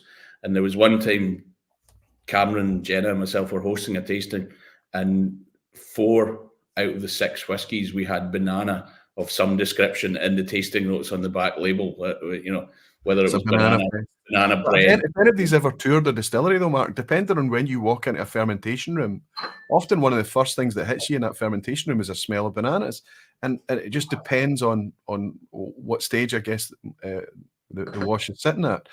But for me, this is overtly banana, banana, banana, to the point that the colour is very banana. But it also starts to get a wee bit creamy at times. There's a bit of shortbread. I went as far to say an Empire biscuit. I've got almond and marzipan going on. But the overriding thing is the perfuminess of it, the floral nature. It's almost like spritzed, atomized perfume is in the air. Like I wouldn't go as far to say it's hairspray, but it's because it's sweeter than that. It's for me, I get kind of like banana bubblegum, if such a thing was to exist. Makes sense. Makes sense. So you're leading me a wee bit. I don't know if you are leading me, but I've written down sweet, sugary grain, and I've also gone as far to say this is presenting to me. It's reminiscent a wee bit like Loch Lomond's single grain that they're making in their coffee still. You're good. You're good at this game. You're good at this game. Really? Well, listen. If I'm right on this, a broken clock is the issue. I mean, you're not right. You're not right, but you're good. Okay, well, I'll take that from Mark Watt. I'll take it. Thank you. You're on the right lines. I had bananas as my fruit as well, except my colour was green. That was the colour I went for. I don't know what did you go for yellow, probably? I went double yellow. There's 2 yellow dots on this. Double yellow. This was an oddball, slightly. It's Mast House. Oh wow! And this is it's pot and column. You got the bottle there, yeah. So that is 3 years old, I think it is. So it's a mixture of pot and column still malt distillation. So you're bang on with the Loch Lomond style of things. Wow. And I'll be honest, see when it's Scotch, so it has to be Loch Lomond. It's not Scotch, it's English. Oh, sorry, it's English. Sorry. Yes, Mast House. Right, okay. So when I was picking these whiskies the other day, I wasn't at my I probably wasn't at my best. I still was coming off the end of a cold or whatever. And so I was struggling to nose stuff properly. So this is probably why I picked these ones, because they were so standouty when I was going through them that they actually kind of sung to me through the fog that was my brain at the time. And I think that's come across. There's not subtle differences between these glasses. They are all remarkably different animals. Absolutely. And I think that's what I love about whiskey, is that they're also different animals that the process is generally much and such the same. Okay, that's column and grain, or but they are so different. So when people, it's like going back to my Craig Hotel days. When someone comes in and say I don't like whiskey, you give them 4 or 5 whiskies to try and go, you can tell the difference, and then you can lead them down a path to which one they like best. It's fun. Absolutely. And I've realised, in order to try and make this a wee bit fun, we've got people in the background, but I've realised I didn't share the link with Sevi, and he's sitting there wondering where the link is or whatever. Listen, we'll grab Sevi right now and just to give him the instructions, let him know what he's doing. But and while I go through it with you, Sevi can be working and putting the things in the background. Sevi, you good, buddy? I can't hear you, but he's talking. So there you are. Hello. Right. Can you Okay. hear me? I apologize because I've only just sent you the link to that thing I showed you earlier. So obviously you've been welcome, Sevi. Sorry, Sevi, Mark Sevi. This is How we doing? Sevi the Alchemist. He was the captain of the team at the Blind a few weeks ago in November's blind tasting, and it'll never be repeated, Sevi. I'm going to blow a wee bit of wind up your skirt right here. You know, the normal thing for a blind tasting is to 25 to 50%. That's a good score in that. But you scored at a possible 60. Your team scored a 49. With even one of the team getting full 10 out of 10, that is picking the whiskies and the semi-blind matchup, the challenges, and picking the whiskies in the semi-blind matchup at the end, which is an incredible score. So that's why you're having your captain and your team again tonight to do this in the background. I've given you a slide there with all the tiles on it, just for you to go in and change the colours to match the feedback from the blind samples the team's been tasting in the background. Are you up for it? Yeah, that sounds great. Hopefully you can hear me out here in the sticks. Aye, just a bit. This may as well be Campbelltown, to be honest, because it's the internet has this probably the same Wi-Fi as you get in Campbelltown. But yeah, just to say, if we can, or for whatever reason my laptop isn't working, so I'm still on the iPad, but I've also with the guys on WhatsApp worked out a way of getting you what our colours are. I've already done it, but via the medium of emojis and using the Apple interface, shall we say, we are all set if I can't use that document. So we're all good. You can't use the document? Well, I'm saying if I can't use the document. If you can. Okay, good. So yeah, I mean, it might work on Apple on a touchscreen or something, but a laptop's probably going to work a bit better.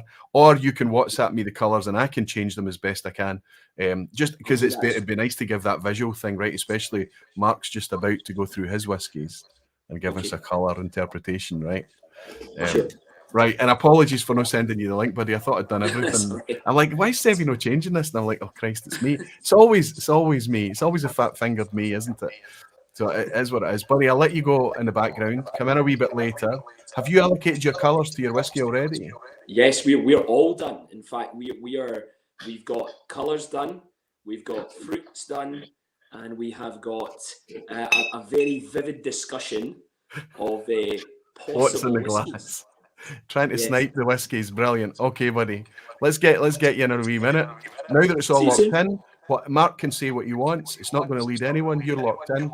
Fantastic. Go and plug up the screen as best you can, and let me know how you got on. Sure. See you in a minute. Right.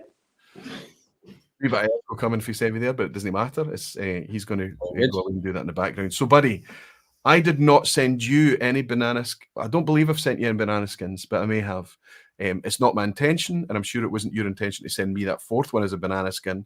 No, I just like the one I seem to do no too bad on our notes. But I sent you 4 that have featured in recent vPubs or vPubs over the years, let's say, things that I'm familiar with, and I think the community are quite familiar with as well. In order for us to rather than use obscure whiskies to do this thing, I've tried to use more familiar ones, because you have not got this way of interpreting colour. I've put double yellow on that one because there's a wee bit of lemon freshness and perfumery about it, but it was banana. So it could only be yellow to me. So as we've discussed, I'm taking the nosing and the flavours and just adding a colour based on those. That's not what's happening with Mark Watt. Tell us about that, and tell us about what this thing means here. Yeah, so the way you do it is much more scientific than the way I do it. This is our company, basically. Colour palette, yeah. Colour palette. So when I smell in colours, but it's not associated with flavours, so to speak. So you were going lemon, it's yellow, it's yellow. When I take that, and it's only when I think about it, when I take a glass and take a sniff, I get a flash of colour in my mind's eye, I suppose you would say it is. Wow. And that colour translates to the colour that we use on the label. Now, this is something that I've always had, and being honest, well, my wife always just thought I was being a pretentious wanker. She was just like, oh, because I'd be like, oh, this smells red. And she's like, oh, That's yeah. that's part of your wife's remit, absolutely. Yeah. You know, and it's something that I've always had, but never really done anything about it until we started the company. You know, there'll be people who have been at my tastings over the years where I've been like, oh, this smells red or whatever, and nobody's really paid any attention to it. And it's only since I started the company I started logging it. So what we did, we wanted colour on our labels, and we didn't want to go down the route of SMWS or regions or whatever, because at the end of the day, you know, a lot of people do like Speyside's green, Isla's purple, Campbelltown can be brown quite often, Lowlands are yellow, whatever. And if you have that on shelf, let's be brutally honest, we're going to get very little whiskey from Campbelltown. Isla stuff's going to sell out fairly quickly. We get very little from the Lowlands. So your shelf just looks Speyside and Highland colour. Yes. So the colour on shelf is Speyside and Highland colour. They all mash up together. Yep. They all mash up together. And so your point of having different colours is gone. And so we started looking into this, and that's why we ended up with this colour palette. So again, being a little bit marketing, we've cut it down to 27 colours that I can choose from for our whiskies, you know, so that I'm not sitting with the Pantone reference every time. 3 shades from 9 core colours. Yeah, so there's nine taste buds, and there's 3 shades in each one. We need to point that out, actually. Your logo is actually an illustration. It's a representation of a taste bud, right? Yeah, and that was it was friends of ours in London that own a design agency that did the work for us. We had ideas of doing visions of Campbelltown and all this kind of thing. And speaking to them, they actually made what we wanted. And then they went, yeah, we've done what you wanted, but we've also got this idea of speaking to you. You're all about taste. You're all about taste. And they came up with the taste bud logo. And it made a lot of sense because that's what we're all about. And so if you were to take a cross section of a taste bud, that's stylized is what the logo is. And we quite liked it because we have nothing. We don't have a warehouse. We don't have pagodas. We don't have stills. We don't have anything. So it would seem wrong for us to have a still as our logo or whatever, or try and insinuate that we have a warehouse when we don't, or, you know, these kind of things. And it also means it's transferable. You know, you can use it for rum. We've just bottled an Armagnac. You can use it for that. Absolutely, you know, yep. It's a bit different. It kind of looks a little bit like a. And why not play to one of the unique things that you have? This I don't know. I don't want to call it a condition, but I want to suggest that it's something that's happening, that you get a sensation of color when you first approach a whiskey, and absolutely blind, or whether you know what it is or not, right? And it was quite funny when we did the first release. You know, so we'd settled it down onto these 27 colours. We were up at my mum's and we went through the samples quickly, and I picked the colours, bang, bang, bang, and then, you know, my mum tidied up and we lost a bit of paper or whatever, and then I had to do it, so I had to do it again. Yeah. And then we found the original bit of paper, and I'd picked the same colours that I'd done the first time, and that was amazing. When Kate went, oh, there might actually be something in this. And so Kate was suddenly on board after that. Yes, she was like, oh, maybe no, just full of rubbish, completely. So that was where this idea was born, and it was only after that we started looking into it. And the first release we had a Kalila that was purple. And so I thought, right, let's go and look at purple. Let's go and look at other Kalilas. I went and grabbed other Kalilas, other smoky things, but they weren't purple. So it's not necessarily that smoky is purple, or red wine casks are red, or, you know, maritime malts are pale blue. If you look at, I think we've done 5 Kalilas and they've all been different colours. And, you know, Kalila is probably the most consistent whiskey there is out there. Absolutely, yeah. So it's something on a molecular level or something that it must be. And it's funny, since we started the company and we're speaking more about this, because it's a form of synesthesia. Yeah.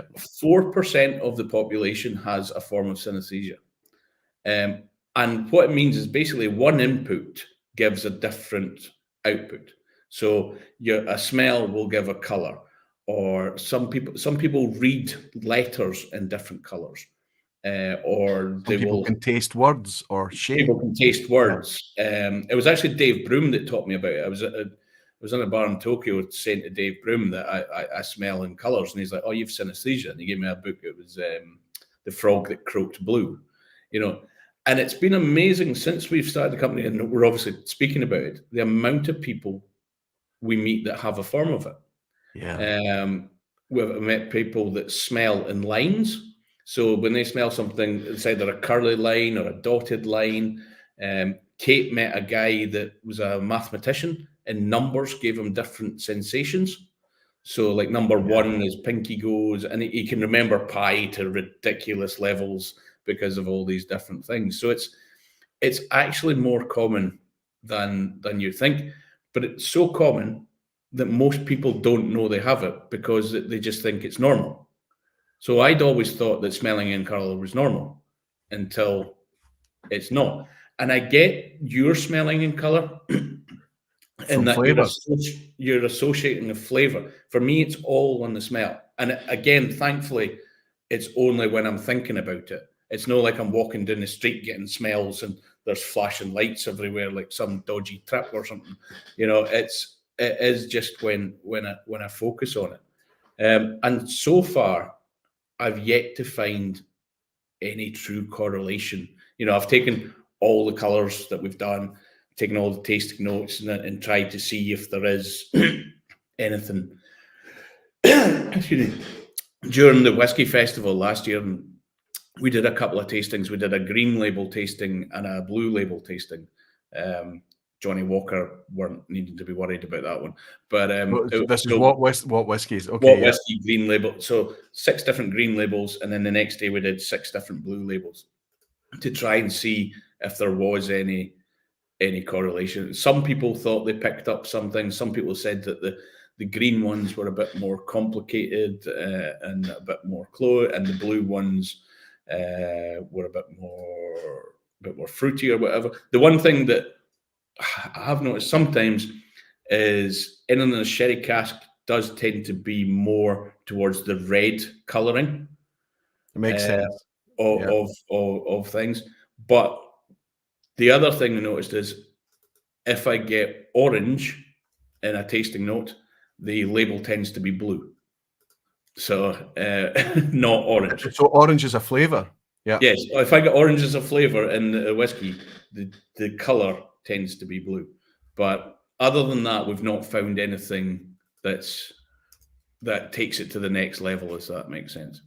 So, but do you know, you've got 9 mini palettes there, each with 3 in the book. Yeah. So if we bring this up again while I plug in the colours, Sevi sent me through the colours and I'm plugging them in just now. Only a couple more to do before we get yours out of you, Mark. But if we look at this here, so under your first one as an example there, I see orange and red. So you've got a kind of lighter orange, then a kind of reddish orange, and then quite a maroon colour. So it gives you a little bit of flexibility in each, a little bit of spectrum. There is a little bit of flexibility, and again, being honest, there's sometimes we slightly fudge it a little bit, because again, this is marketing. You want your bottles to look nice. Occasionally, you'll get something that smells maybe a little bit grey, so you'll move that into maybe a light purple, or because otherwise we would have an infinite number of labels. Yeah. And then, you'd have to try and come up with a logo that would work in every color and, but this is a fairly broad spectrum and it's the colors that I mainly smell. Have you found anyone else with this condition? I have found other people that smell in colors, but they haven't necessarily smelled the same colours on the things that I smell. Okay, so you've obviously sussed my follow-up question then to that thing that when you've met somebody that's got the same condition. I'm trying to think of the right word for it. I know I'm making it sound like a negative thing. I think it's a cool thing. No, it's a strange one, because the books that are written about it try not to use the word condition but it's not a negative thing. It's trying to phrase it without it sounding like you're wired up wrong. But it's obviously just the processing, the sensory processing as it passes through. It's obviously firing in different directions or something like that a wee bit to cause that crossover. And much like that, you'll smell something cheesy and you'll be happy because you're hungry. Another time you might smell that cheesy thing and you'll be put off by it or whatever. It's probably going to have like lots and lots of complexities and layers throughout it. But I found it fascinating because I just thought that what whiskey was just going on colours based on flavour, or much like SMWS. I hadn't even considered that it could maybe be a regional thing. It was just a flavour-based thing. What I didn't realise is the depth to it, that it's actually coming directly from something that's speaking to you. So it's very, very likely to be a unique thing every time. Oh, absolutely. You talk about tasting notes being subjective. I mean, this is even more like nobody can get inside my head and see what I'm doing. But one of the things, thankfully, but one of the things I do find is when I revisit a whiskey or whatever, I still get the same colours. So whereas when I'm tasting a whiskey, like we'll have bottled something, and you taste it and you write the tasting notes for the back of it, and then you taste it again the next day or another day, and your tasting notes will change, whereas my colours stay consistent. That's amazing. It's amazing. So what I've been able to do in the background there is I don't even want to tell you the colours that I get on these whiskies, and I don't want to show you the screenshot now. But as you speak to me about the whiskies I've given you, much in the same way I did with the 4 that you gave me, I'm going to plug in the colours, and then I'm just going to throw this up on screen. And then we'll get Sevi in to see if he's got any other kind of notes or whatever he wants to share, but with the chat that's been going between them. Take us through the 4 whiskies I've given you, and I'll reveal what they are, Mark. The first, I mean, I've no idea what any of them are. But this first one, number 1, right? Number 1 is a kind of light red colour to me. So on our taste pod, it would be taste pod number 2, 17595C. So that's the kind of mid red, light red. So let's go with light red. I'll get a light red tile up here. And I think this is a phenomenal nose. When it comes to, you told me to pick a fruit. I get kiwi as a fruit that I'm getting. Wow. So quite an aromatic, sweet, maybe verging on a tropical note, maybe. Yeah. On the taste, I get a wee bit more spice, to be honest. But then there's that juicy fruitiness coming through in the finish as well. I really like that. This is really, for me, all about really, and there's an interesting thing about this whiskey that a lot of people have been talking about that they get on it that I do not. But because they've suggested it to me, I start to look for it, and then by the time you get close to an empty glass or whatever, you start to pick it up. We'll get to that in a minute. For me, this is all about the fruit. You said juicy fruit. It's really kind of dense fruit. Wood spice, definitely. And I think this is a higher ABV example. So it brings a lot of that. So we've got light red, and you've gone for kiwi. Yep. And juicy fruit, right? Superb. I can tell you what this is now.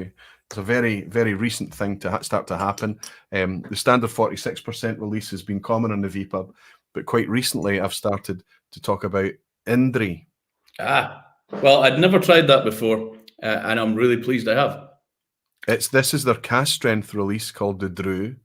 I picked this up. I went to the Good Spirits Company to pick this up, but it was a wee bit pricey in the UK. So Stefan Novak brought this over from Germany for me, 57.2% ABV. And despite the fact the Trini, the 46% one, it's called the 3 wood, the Trini, it's using 3 different cask types. They're a bit. They just talk about bourbon oak barrels for this one, but it's got all of that aromatic, really dense fruit. Sometimes a wee bit bready. Some people say they pick up a lactic or a cheesy note in this, and I really go searching for it. And sometimes close to the end of an empty glass, you might pick up a wee bit of a something suggesting that, but I don't really get much. And I can be sensitive to lactic notes, but that's a good start. It's a good start. Light red, interesting. We have a wee bit of consistency, or a wee bit of consensus, let's say, out in the people in the background. It's quite amazing. Continue with dram 2 then.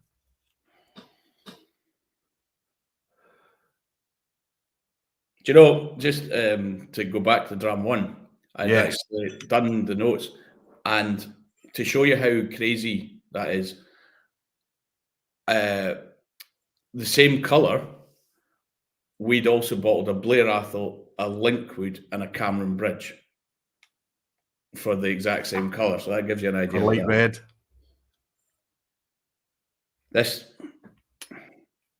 is purple. Oh wow, purple. And I'm getting raisins on this.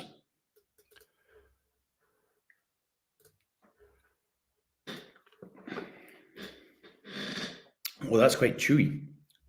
Oh, and I'm getting treacle, but like not thick treacle, but like a distant treacle. Like, I don't know, treacle's been used in something. Treacle and custard or something. It's desserty. Yep.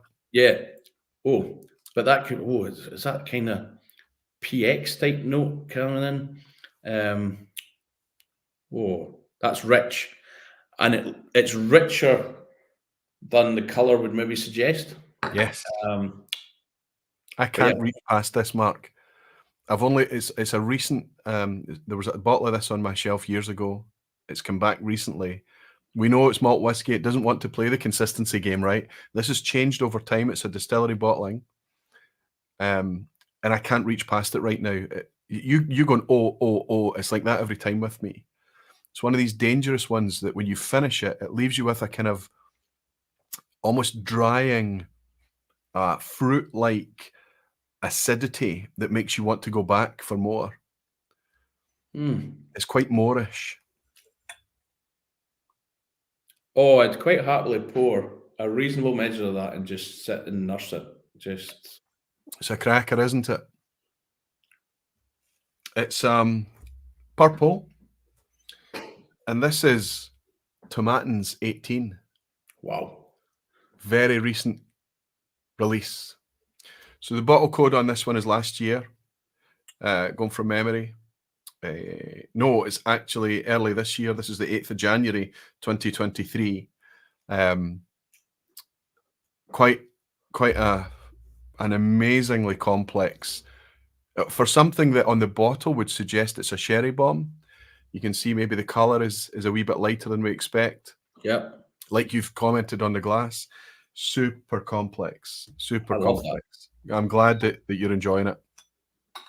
So I've got your colour logged, purple for that one. Good stuff. How are we doing for dram? I've numbered mine instead of letters. Dram 3. Yeah.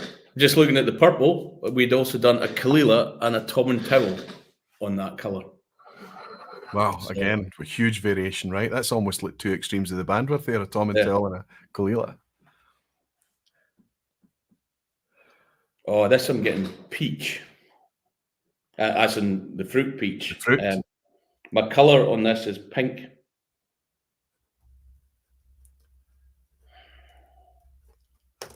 Excellent. Bit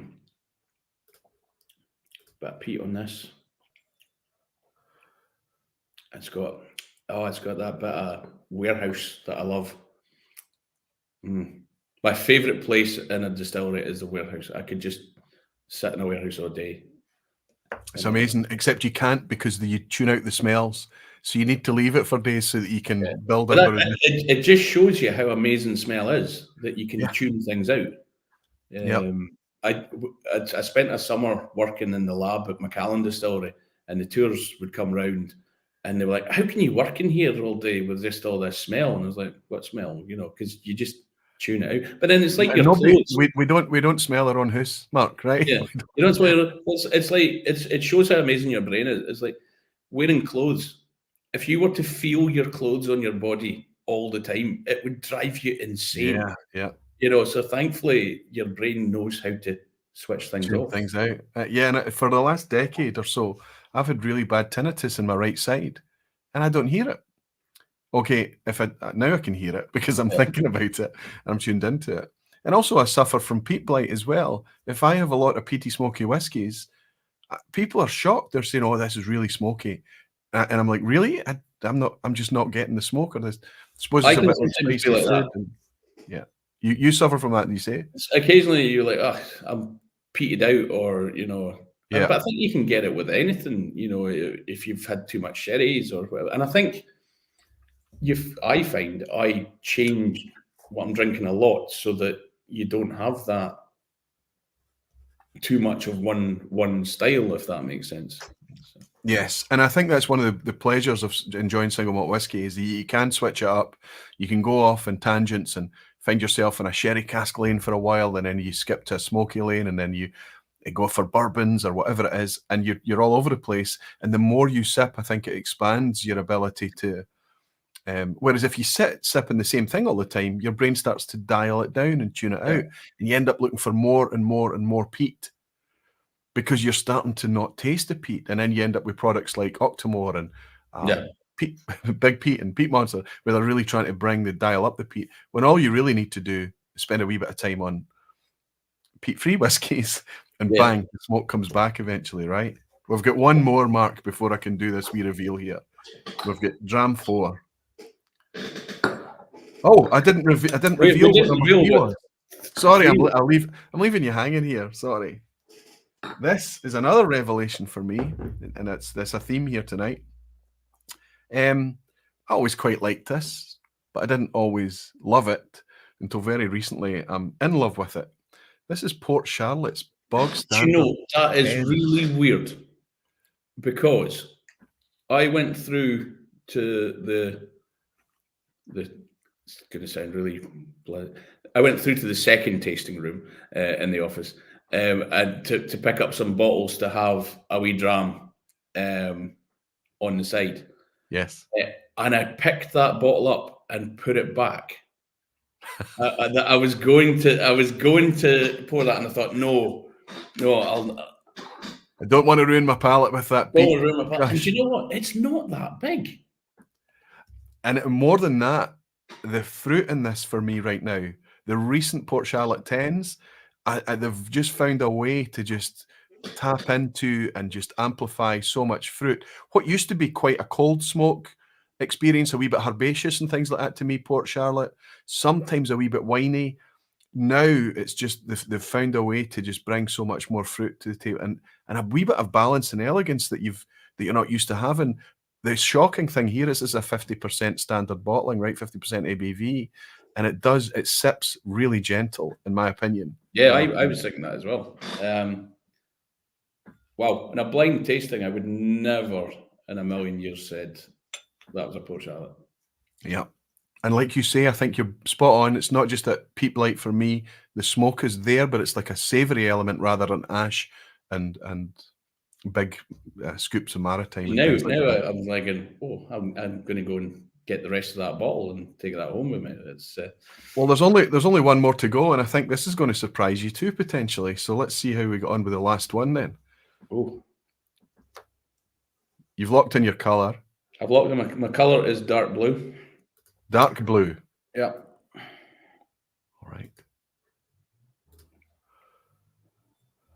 We have our colour chart.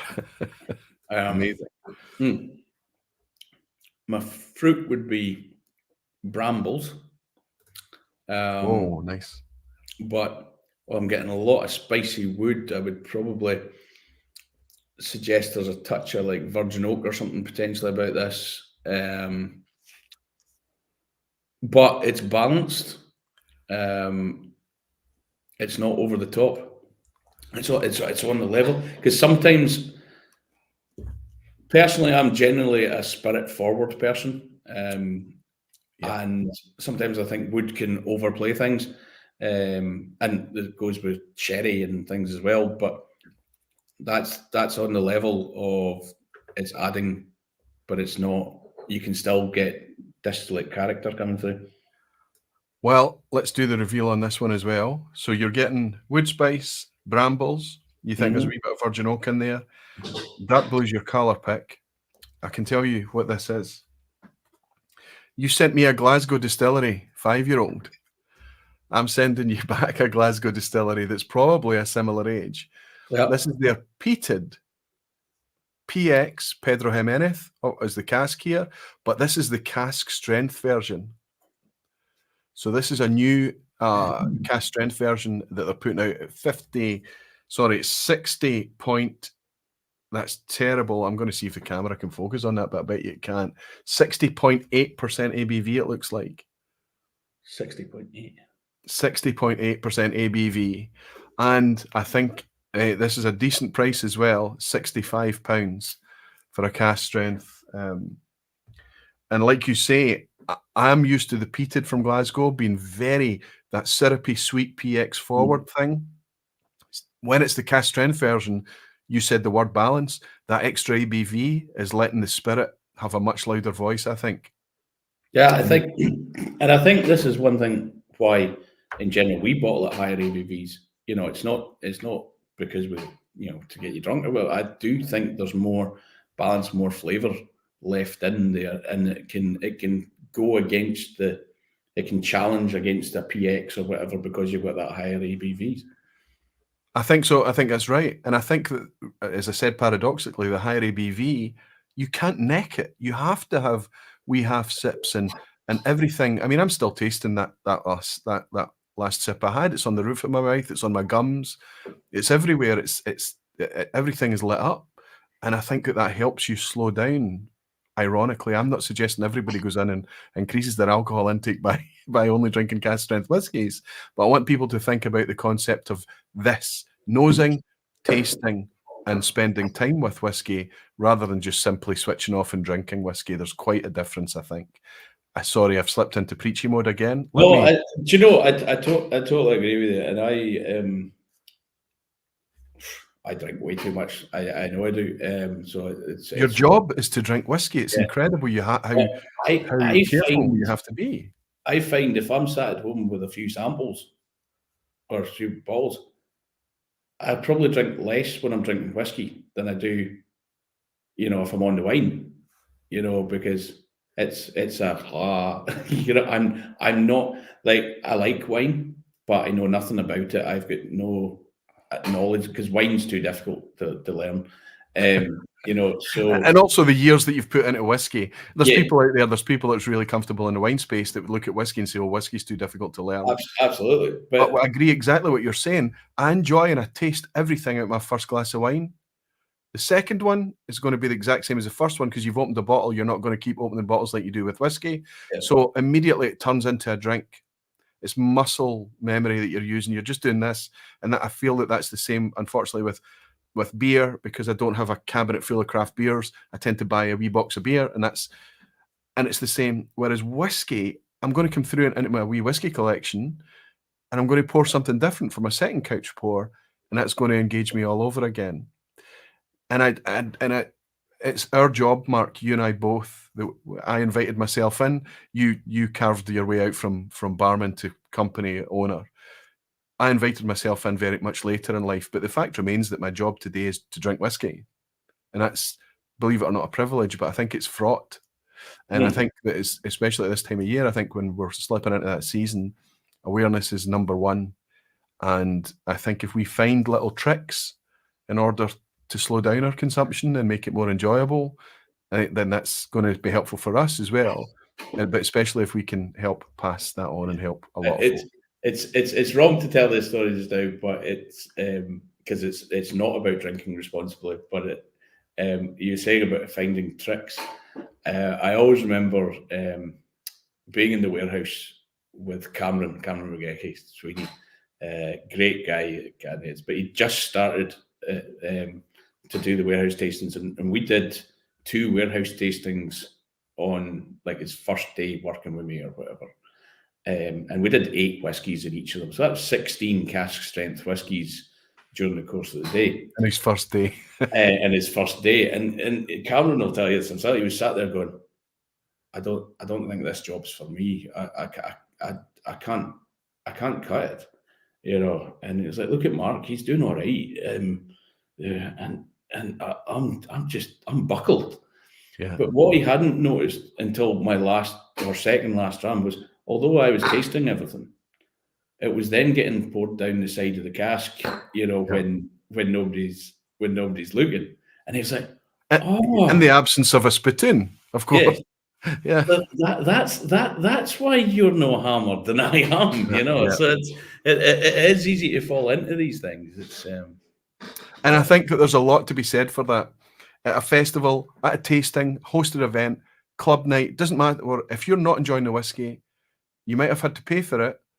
Don't feel you need to drink it.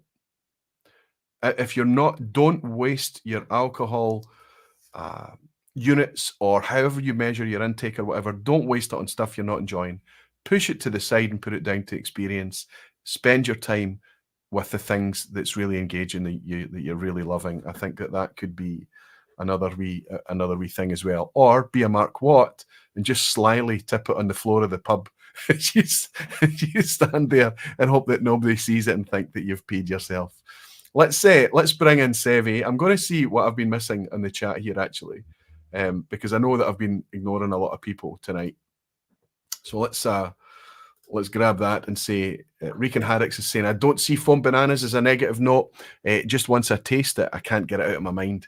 I think that's similar to me as well. A new barfly, the Road to Dram, is saying, absolutely agree with the fermentation room comment. I get banana almost every time.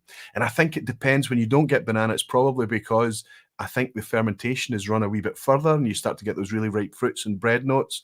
But if you go in and there's some young activity happening, I think that's when you get those banana notes. Maybe I'm a wee bit wrong there. Peter Lee is saying, hello, Roy and Mark. How's the night going? We're doing all right, Peter. It's nice to have you in. I'm trying to pick up the orange here. Greg in Paris is saying, I'm very happy with my Port Charlotte 10 from November 2022, well crafted and blended. And indeed, the wine casks are working so well to add the fruity layer to it. Interesting, Greg. You think it's got something to do with the wine casks? I would say that you're right. I did notice, in the past, I've noticed the winey notes more prevalent than I am now. I think it's really well put together. As you say, maybe down to Adam Hannah out there is doing a good job for us. Graham Brown, he's actually works at Brookladdy. He's in here tonight and he's saying, lovely to hear that, Aquavite. Sending a wee heart in. It's nice, Graham. I think it's good for you to take that back because Mark sipped that completely blind tonight and he was quite taken with it too. So it shows that things are going well over at Lochendal there on Isla. Harrow Whisky Weekend Drama saying other way around. A campfire or cigarette, I can't smell the whiskey anymore. I get that completely too, where the ambient environmental smoke or smells or whatever they may be can drown out your whiskey. And I think that's when you have to go, okay, it's not going to be an analytical night. I'll enjoy a dram with my pals and enjoy the fire or whatever it is. But I get it too, Harrow. It's good to see you in.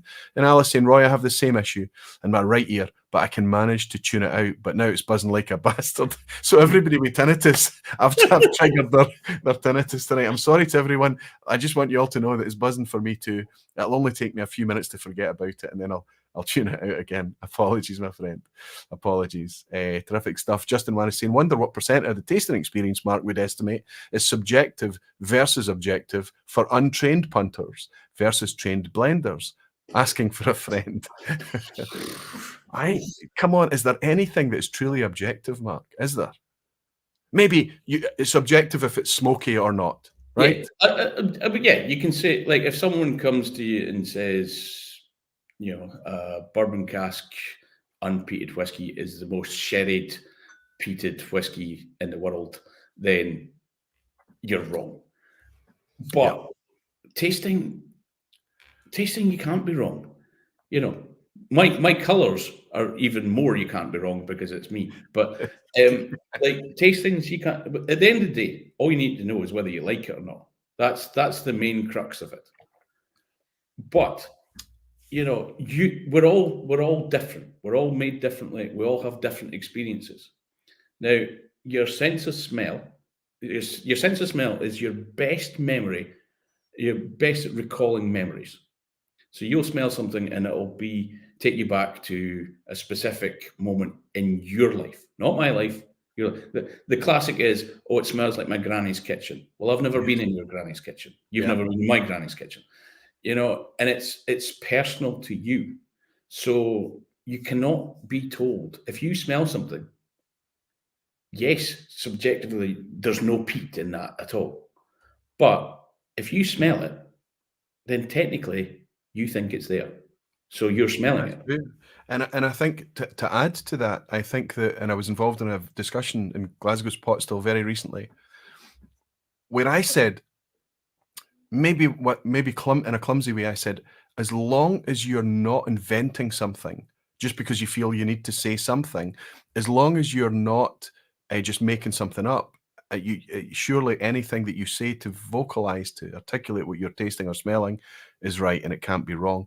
And the person I was sitting with said, well, for me, sometimes I have to really stretch to the point that when I do offer something, I feel like I've made it up because it's the closest I can get. In that case, that's not inventing something, because in a group, if you're in the right environment, so you say treacle and somebody else says, no, it's tablet. And they go, and then you say, aye, that's what it is. It's burnt tablet. It's caramelized sugars. It's tablet. Then you're, as a group, you're getting closer to it, to that shared experience thing.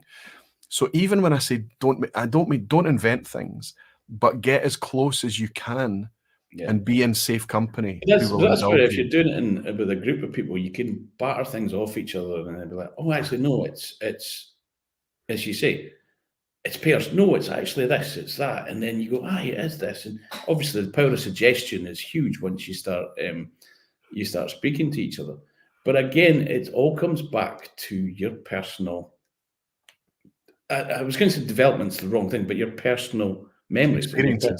Experiences. I remember when I worked at the Scotch Malt Whisky Society, I was on the tasting panel there. And like, I'm not a very sophisticated person, but I remember people would be doing the tasting notes and they'd be coming, like, I was a student at the time, and the people were like, oh yeah, it's when you're baking such and such a thing that I'd never heard of, you know. I mean, we all probably know what it is now from watching Bake Off, but you know, it's like it's when you're making, you know, whatever, and I was like, smells like a fish supper, you know. It's frame of reference is a big thing, and just because I didn't know what they were speaking about and my frame of reference is different doesn't mean they were wrong and I was right or whatever. It's just we're coming at things from different places. You know, your sense of smell is developed a lot as you're growing up as a child. I grew up on a farm, so a lot of my tasting notes outdoors are farmyardy. You know, I quite often will get like warm cow on, you know, and for me it's a specific thing of you walk into a barn on a night like tonight, it's a cold night, you walk into a barn and the cows are warm, there's a little bit of steam coming off of them, you know. You only need to go as far back as last week's vPub and hear me saying that exact note. Yeah, and it's you know, but that's visceral. It's visceral. Yeah.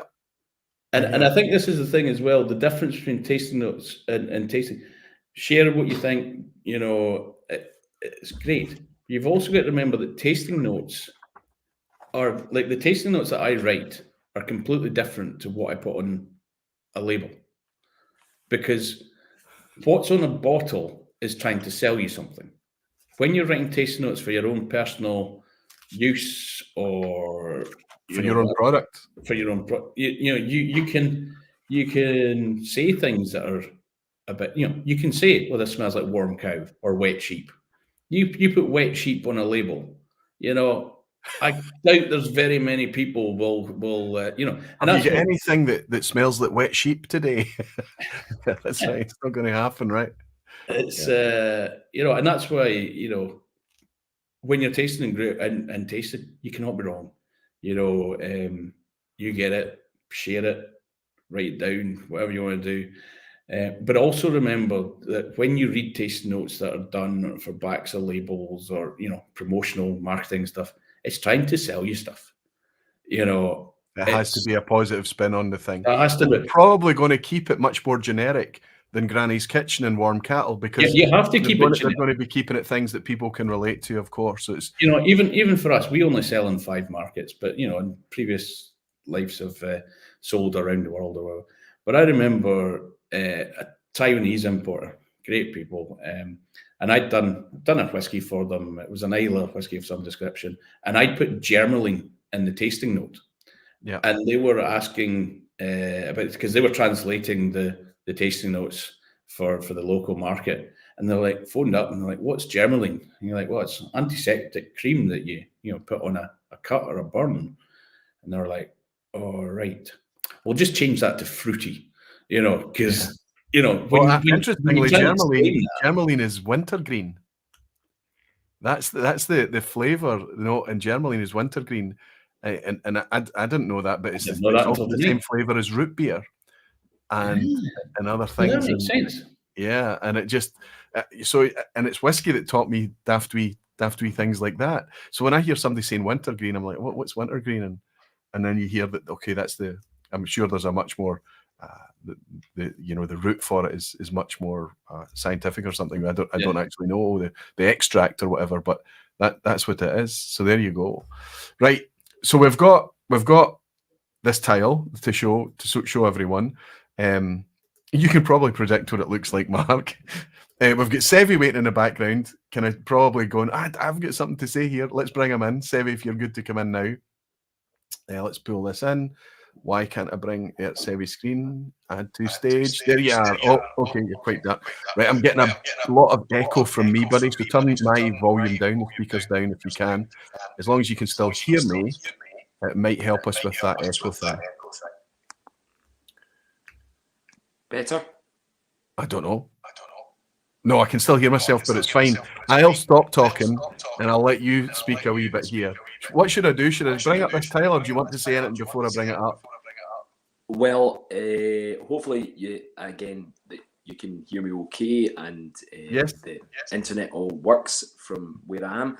But it's been a great night actually on the chat as well, on the WhatsApp with the Alchemists.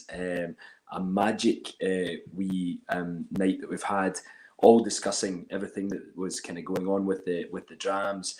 And I have to say, the boys have knocked it out the park again. I'm not kind of maybe not necessarily with the colours, but as I said, I've got screenshots to prove it. But we have managed to name 2 of the 4 whiskies. Which I thought was pretty. Let me try and predict which 2 that you've named. So, I think it's the Indri and the Port Charlotte, but go ahead. That's exactly right. Yes, it is the Indri and the Port Charlotte. Totally. So, we had, again, apologies for my voice. I've kind of got a little bit of a cold as well, so I do sound a little bit. And you're still nailing the blind tasting. Yeah, I know. Well, to be fair, I was the one that suggested the Indri. And both Matt Bishop and Stu Burness came straight in with Port Charlotte. I, as the captain, was trying to steer them towards Ardbeg 10 because I got this kind of lemony metallic thing, and from previous vPubs and challenges, I can't get the Whiskey Geeks absolute. Because he could the metallic element that the purifier added for him. That's right. Yeah. Which to me, I don't think will actually ever leave me as a person. It was unbelievable. But just to kind of, I'll probably get a few messages coming in here, but you might be able to see this. But this was the chat. As you can see, hang on, let me have a wee look. Sorry, I know this. We believe you, and we know, and to be this team that we had participating in the background had already kicked out of the park at the blind tasting and things like that. But what we were, and one of them is actually a whiskey maker, right? So it's quite helpful when you get somebody that's putting whiskey together, but it's knocking out of the park as well, like the blind tasting, and also in the background here as well. I'm talking about our pal Tom Lindsay, right? So works at White Peak Wireworks. But what we would love to do is to see if there's consistency in the colour. Now, you've got some insight into this, Debbie, because you've been seeing it, right? But Yeah, absolutely. I was expecting another Twister board like we have at Blind Tastings normally. There is consensus here. Let me bring it up, all right? Here we go. That's not bad. So what's interesting, so we'll look at Mark's down the bottom. He's got this light red, the purple, he's got his pink, and then dark blue over to the side. But we know through what you've just described to us, Mark, that go and turn that speaker down. It's just as low as it'll go, buddy. It's Sevi, so that you can barely hear us and no more. And obviously try and keep my echo down a wee bit. People go through enough listening to my voice once without having listened to it twice. But Mark has described exactly what his process is, his tasting there. And I tell you, I might be able to do something, Sevi, at this side. I've just muted Sevi for a second, so if he needs to speak, I need to remember to let him free again. But we're different. What we're probably doing, Mark, is something a wee bit more similar to what the majority of folk would do. We associate the flavours and the aromas with a colour. So you can see 3 out of 6 of us, half of us, no, 3 out of 5 actually. If we just if we discount yourself, absolutely, I would discount me most of the time. Well, you've explained what it is for you. It's a very instant and visceral thing, whereas we're probably looking for flavour notes and aromas in order to associate that with a colour. We've got 3. Then the green one on number 2 as well. Green is obviously prevalent in number 2. If you move over to number 3, we've got 3 yellows at the top. Or maybe getting a lot of that lemon and orange citrus that I talked about. And then at the end, you've got that kind of almost a banana skin one with orange and red being prevalent over there. So there's a wee bit more consistency than I imagined. But I would suggest that all of those guys are probably much more similar to me and maybe Sevi and the majority of people rather than I think let's unmute Sevi again so we can hear Sevi. Oh. Right, yeah. Oh. There you are. Yeah, sorry, I turned my mic off to hopefully that had helped a little bit. But yeah, the consensus was that Stu, Burness and I had a very similar kind of thoughts on the kind of the colours, which kind of also in a way was very similar in our blind that we had with you, because we had very similar answers. So maybe that was kind of an idea that our palettes were a wee bit more in tuned. But Tom kind of went in the other direction. But again, we had similar ideas, but he was a wee bit different, and that's also shown tonight. Well, Stewie's in the chat saying that for this one, he was torn between blue and yellow. And that's the colours that I was torn between as well. He went with it looks like he went with yellow in the end, which is actually in the end I decided to go for blue. So it's just Eenie or Miney, right? It's quite incredible. I'm actually quite surprised to see that pattern there. I think there's more. We could do a wee bit more with that. I think if you do it, something I must try and do is try and think of the colour with the taste, and like forget about the colour I get when I get the flash, and see if I would subscribe or post a different colour to a whiskey based on the taste. If that makes sense, using colour in your way rather than my way of looking. Trying to put yourself in ours, because we don't have much opportunity to put ourselves in your shoes because of the way that your processing is happening. But you maybe have the ability to try and do it the other way around, to say, okay, we're getting a lot of banana here. These guys are going to go for yellow, or we're getting a lot of peach and lemon, so we're going to kind of go. But in a way, I'm quite pleased, and I think I maybe said this earlier, or might have been off before we came on, but I'm quite pleased that my colours are not necessarily the obvious ones, if that makes sense. That it's not. No, that's right. That's right.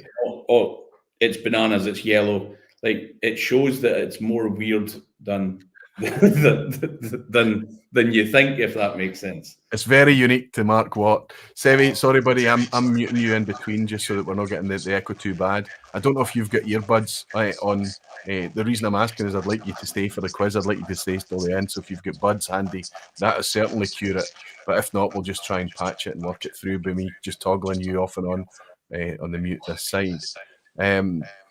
How did you? But we can hear you now. How did Sevi get on with it? Did you do quite well? If I look at I kind of, as I said, I was quite similar to Stu, but it's very interesting seeing my my kind of colours compared to Mark's because they are so different. So I'm fairly sure I do not have the gift, but if that makes any sense. But at the same time, it's interesting though for people who maybe don't have the idea of synesthesia, but still are able to have the similarities in the way that they interpret colour with regards to taste. So that was something that I found quite interesting, that even as a group, we did have fairly similar colours. I think I was the only one that picked brown, but apart from that, almost all the colours were the likes of your reds, your oranges, your yellows, and it's actually quite interesting, more so when we get to the fruits, because there was a very, very narrow spectrum of fruits. Now, I obviously sent you some emojis because I had to use the apple, obviously other brands. Well, I'll tell you what we'll do. You know how I do the chapters? I'm mindful of time. Do you know how we do the chapters for the vPub? What I'll do is I'll copy and paste emoji style everybody's things in the description and the comments below so that people can come in after the event. I've made a note of my fruits as well on all of the whiskies. I'll add mine in too. You can send me yours over by however you want to send your emojis, and I'll put it in the description, and people can. I can show you briefly just now if you want. There you go. There's the emojis here. Brilliant. So that's it there for posterity. So I'll add mine to. I'm looking for consistency. Christ. So apart from the lemons on number 3. Which I got lemon too. I talked about lemon and orange sorbet and lemon zest. So yes, I'm looking for bananas on number 4. Lee J's got it. Yep. Yeah. That's a BlackBerry as the first one, just in case nobody knows what a BlackBerry phone was. Because that was something a BlackBerry phone. Oh, there's a throwback. That was the most controversial thing of the whole emoji thing that I sent to the group, because everyone went, "Is that Apple?" I said, "No, there's an actual Apple emoji." And they went, "Well, what's that?" They said, "Does anyone use Blackberries anymore?" But yeah. Terrific. Whisky Games Matt was part of the teams tonight. He said, "I found it hard to separate colours from colours of fruits." It's exactly what I'm talking about. How lovely a succinct way to say what I've been trying to say all night, Matt. Well done. Leave it to a doctor to work it out. Herben is saying, "I imagine the consensus would be less if the alchemists weren't in touch with each other." Well, that'd be interesting as well, but we had to do it in a group way. I couldn't have 5 or 6 people coming in and telling me kind of individually, or as it worked out in the night, 4 of them that were live. So we went through Sevi. So it'd be interesting. Sevi's putting his hand up to be let off. Do you think you were feeding each other, Sev? 100% not, because what I asked was that everybody did not put their colours and their fruits in the main chat and direct message to you. Me, so nobody knew what everybody's colours and fruits were. We did have a discussion on the whiskies, obviously, because that was quite a difficult thing to do. But everybody, including Lee J, who obviously sampled his beforehand, all private messaged me their colours and their fruits. Right. So they were all completely independent, and most of the well, as I said, for the third one, we almost all went lemon, apart from I think Tom, who thought it was a banana. But like, so there you go, Kerbin. We've tried as much as we possibly could to keep it clean and keep it straight, and trying to, if there is real consensus, try and find it rather than Whiskey with Molly Bennett saying it's November. Why does Sevi have a Christmas tree up? I'll answer for Sevi. It's because he's got young kids. He's got toddlers in the house. I remember those days where you had to go for the Christmas lights early. And I think I've just about caught up with anybody that's trying to get my attention. So the only thing that's left to ask, are you all up for staying a wee bit longer and participating in the quiz? Santa Sev, of course, is. You up for it, Mark? Do you have the time? Yes. I'm a bit worried. I normally do quite well when I'm at home, but the pressure's on now. All right. I'll do the best we can. Sevi, if you want to be able to, for us to hear your voice, have you got earbuds? I don't, but I'll go quickly and try and find something that might work. I'll be back in a wee minute. Okay. Well, I'll drop you back into the background for a wee bit, and if you pop back on, I'll look for you reappearing again, and you can just kind of give me a wee thumbs up or whatever. But if you can stay for the quiz, buddy, it'd be good to have you participating along. I'd love that. Yes, I haven't done one in a while. Yes. Aye, it's been a while. It's been a while, fella. Excellent. Right, magic. See you in a second. Right, Mark, you know the drill. You've been playing along in the background before. I know you're feeling a wee bit under pressure. There's a couple of questions in here that you're going to feel like are freebies to you because they're Mark What themed questions. Listen, if anybody's watching, playing along for the first time, I'm sure most of the people that are in tonight at this time when it's so late, still over 200 of you. And thank you so much for hanging out with us tonight. Thank you for your support. Know that it's a tough quiz. It's meant to be tough. It's meant to be challenging. Some of the questions are easier, but of course they're all multiple choice, and you only need to share your score if you want to share your score. But play along, have a bit of fun, and you might realise that through playing along with the lounge, you do learn lots and lots of stuff through just hanging out with the barflies. It's good fun. Let me try and grab tonight's quiz, pull it in so that we can start, and I'll keep an eye out for Sevi coming along when he finds out whatever it is. Mark, what's your typical score when you play along? Pass mark is usually 5 out of 10. I've never failed until tonight. Well, I was really pleased the other week when David Stark was on because I managed to beat him, so that was good. That's right. I remember you were in the chat that night when David was on, and I'm usually at least 7, but I'm setting myself up for a fall here, to be honest. So. Well, I think we need to make your target tonight 7, especially when there's 1 or 2 Mark Watt themed questions in there. Not too many. Listen, good luck, everybody. Thanks for hanging around to the quiz at the end. It's always brilliant to have you hanging out, and I hope you have a wee bit of fun with this one. I'll keep my eyes open for Sevi as I try and scroll forward. What I'm going to do is just change the scale of this window a bit, and I'll be able to see Sevi coming in. There we go. That's better. All right, Mark, good luck, my friend. The floor is yours. Question 1. Which of these facts are true about Springbank? No, sorry, A. I'm still in numbers. A. They have an on-site bottling hall.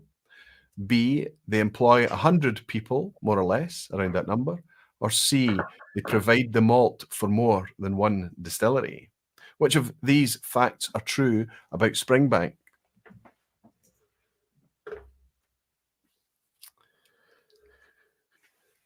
I'm just getting a Christmas tree from Sevi's view here.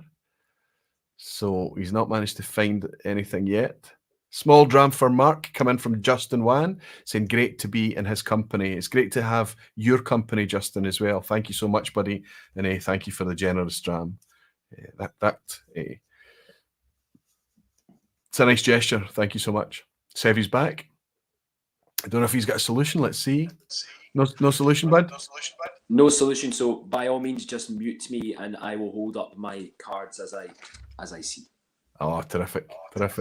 Well, we'll be able to bring you in at the end and things like that. It's just obviously when me and Mark speak, we're hearing it back again. So you play along with the background and hold up your wee letters. Superb. What are you going for this one? Which of these, Sevi, are true about Springbank? Mark, what do you think?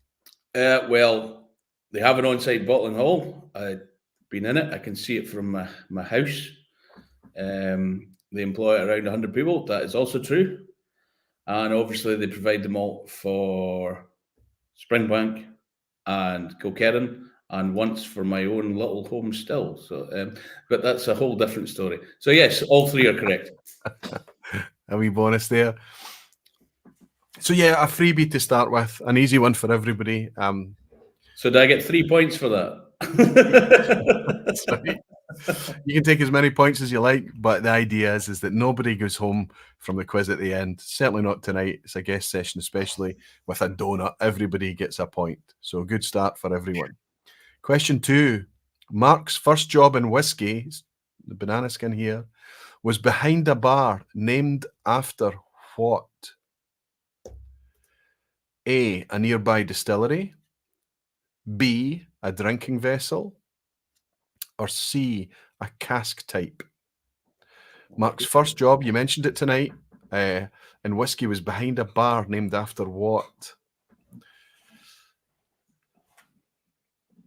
Somebody might have noticed the grammar in question 1. It is and are.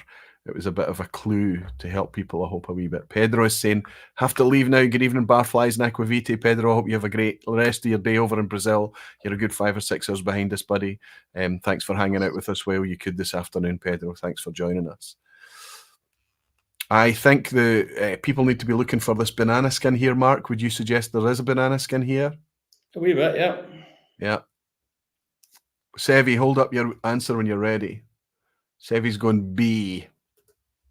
B. Mark, what is it? It is B. It's the Quaich Bar. The Quaich Bar. Yeah, we're just thinking that I'd referred to it as the Craigellachie Hotel plenty tonight, but never actually called it the Quaich Bar. But that was the name of the bar. And unfortunately, that's the banana skin. That's the banana skin for folk. It is the Quaich Bar. I was just going to leave it for you to whether or not you wanted to mention the fact that it was the Quaich Bar. It's a famous bar up there in Speyside. Like Mark said, over 800 whiskies, very, very posh, very well put together. Very posh, apart from when I worked there. That was my start in the whiskey industry, and one of the main reasons I got the job was because I could reach the top shelf. Just because you were tall. Yeah, and so that has helped get me into the whiskey industry. Is because I could. So the reason that What Whiskey Company exists down here in Campbelltown is because Mark is tall. There you go. Absolutely, it's a drinking vessel. Listen, tonight, if anybody wants to take a point for thinking it's Craigellachie Hotel, and he's absolutely that you'd be absolutely right thinking the nearby distillery is Craigellachie. I'm not going to take that point away from you. If you answered Craigellachie, you can have it for a nearby distillery. The Craigellachie Hotel has a bar in it, and they happen to call the bar the Quaich Bar. All right. No more kindness from here on in, though. Question 3. Glenquaich is located in Perthshire, between Crieff and Aberfeldy. But what is its closest distillery to Glenquaich? A, Glenturret, B, Fettercairn, or C, Deanston? Just a wee bit of slow thought to this one. Remember, it's question 3. So despite the banana skin I just threw you in question 2, we start out with slightly easier questions. So if it seems hard, a wee bit of thought should help a bit. Whiskey with Molly Ben is putting integrity forward. He's saying, nah, I'm just wrong and I can't take it. Greg is saying, oh, cool, Roy, thanks. I'm taking it. 2 out of 2. Superb, guys. I'll celebrate you both. Fantastic. So Glenquaich. Go ahead, Sev. He's going A. What would you say, Mark? I'm going A just because Crieff and Glenturret. Absolutely. Anybody that knows Glenturret is located in Crieff, that should be the giveaway here. Fettercairn is up just south. I was there in May for my anniversary, so. Oh, it's a nice visit. It was a very nice. Do you know what I love about it, Mark?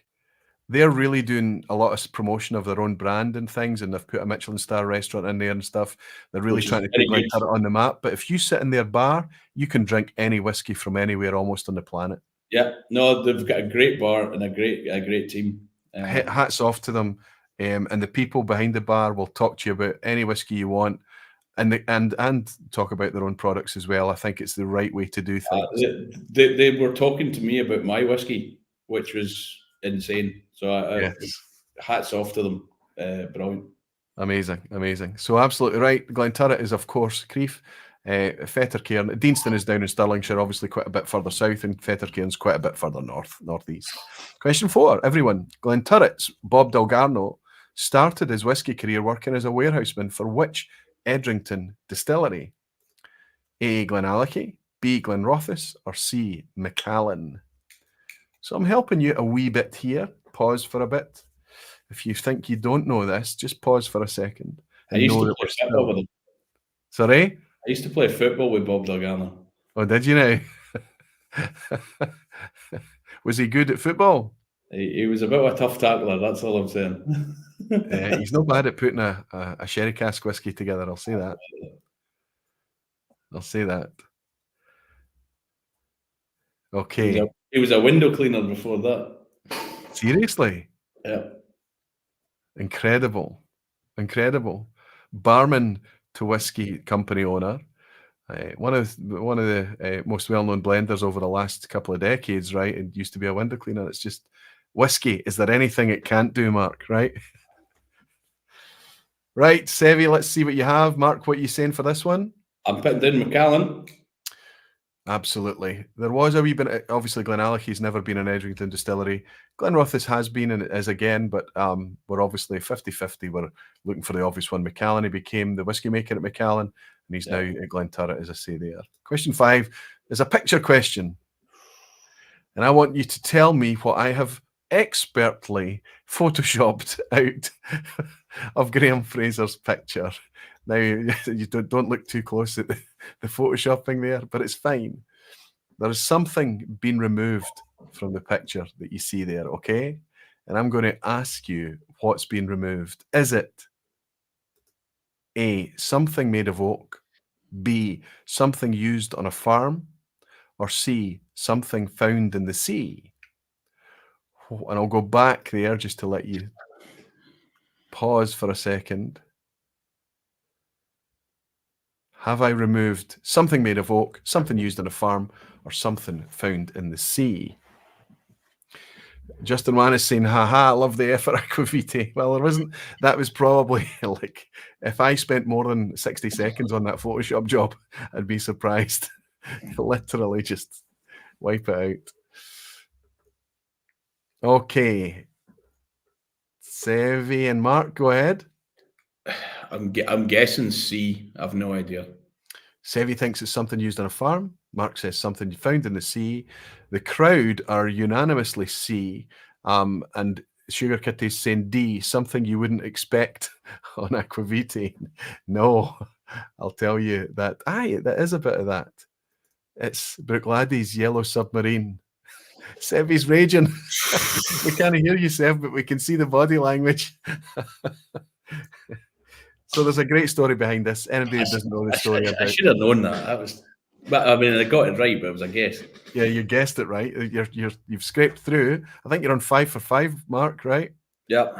So you're doing all right. You're at the pass mark for tonight, or the regular pass mark. Sevi's on 4. He's only slipped up in 1. Let's move into starting to get a wee bit tougher. Lots of good scores in the chat tonight. Lots of good scores in the lounge.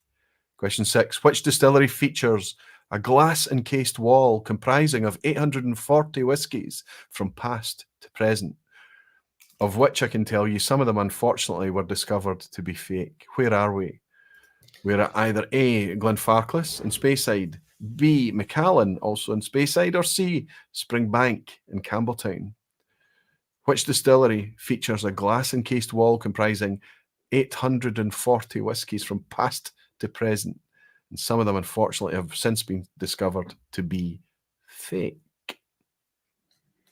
Oh, Sevi, straight in. Hold your water. Severin. Straight in. Molasses is saying they're all fake. Sugar Kitty's saying fake, say it isn't so. What would you say, Mark? We know what Sevi's going with here. Yeah, I totally agree. B for Macallan. Yeah. Spot on, absolutely. Interestingly, I took a couple of pictures when I was up there when it was first launched, and I think some of these bottles have since been removed now, but some of them actually have spelling mistakes on it, but that doesn't necessarily mean in themselves that it's very easy to make a labeling mistake and put a spelling mistake or something on there. But it was interesting to see some of the bottles and only to discover later that they were having to parse through them again and work out what was what. Anyway, B is correct for Macallan. Good job to everybody so far. Rolling to question 7. Which of these Diageo-owned distilleries operates a worm tub condenser? We're looking at worm tub spirits here. A, Oban, B, Royal Lochnagar, or C, Craigellachie? Okay. Worm tub distilleries are a thing. There's a couple of new ones on board, Ardnahoe and Ballindalloch, and are adding to them. There's going to be more in the future as well, with the likes of Kythe and goodness knows who else. Worm tubs are being installed. It's back in vogue. That meaty character, that robust character is being sought. What would you suggest? Let's hold your water, Sevi. We know you're ready to go, but you're a wee bit of guesswork here, but from Sev. It's splitting the crowd. It's splitting the crowd. Gabriel Welding is suggesting I'm being sneaky. Well, there is a banana skin on this one. Mark, go ahead. Well, it's no Craigellachie because it's no Diageo owned. Good deduction. I'm trying to think. Oban. I think Oban does. And I think Royal Lochnagar does. I had a brilliant day at Lochnagar, but that was about 20 years ago. My mum drove me to the distillery thinking I'd be there for half an hour, and I left the distillery 6 hours later.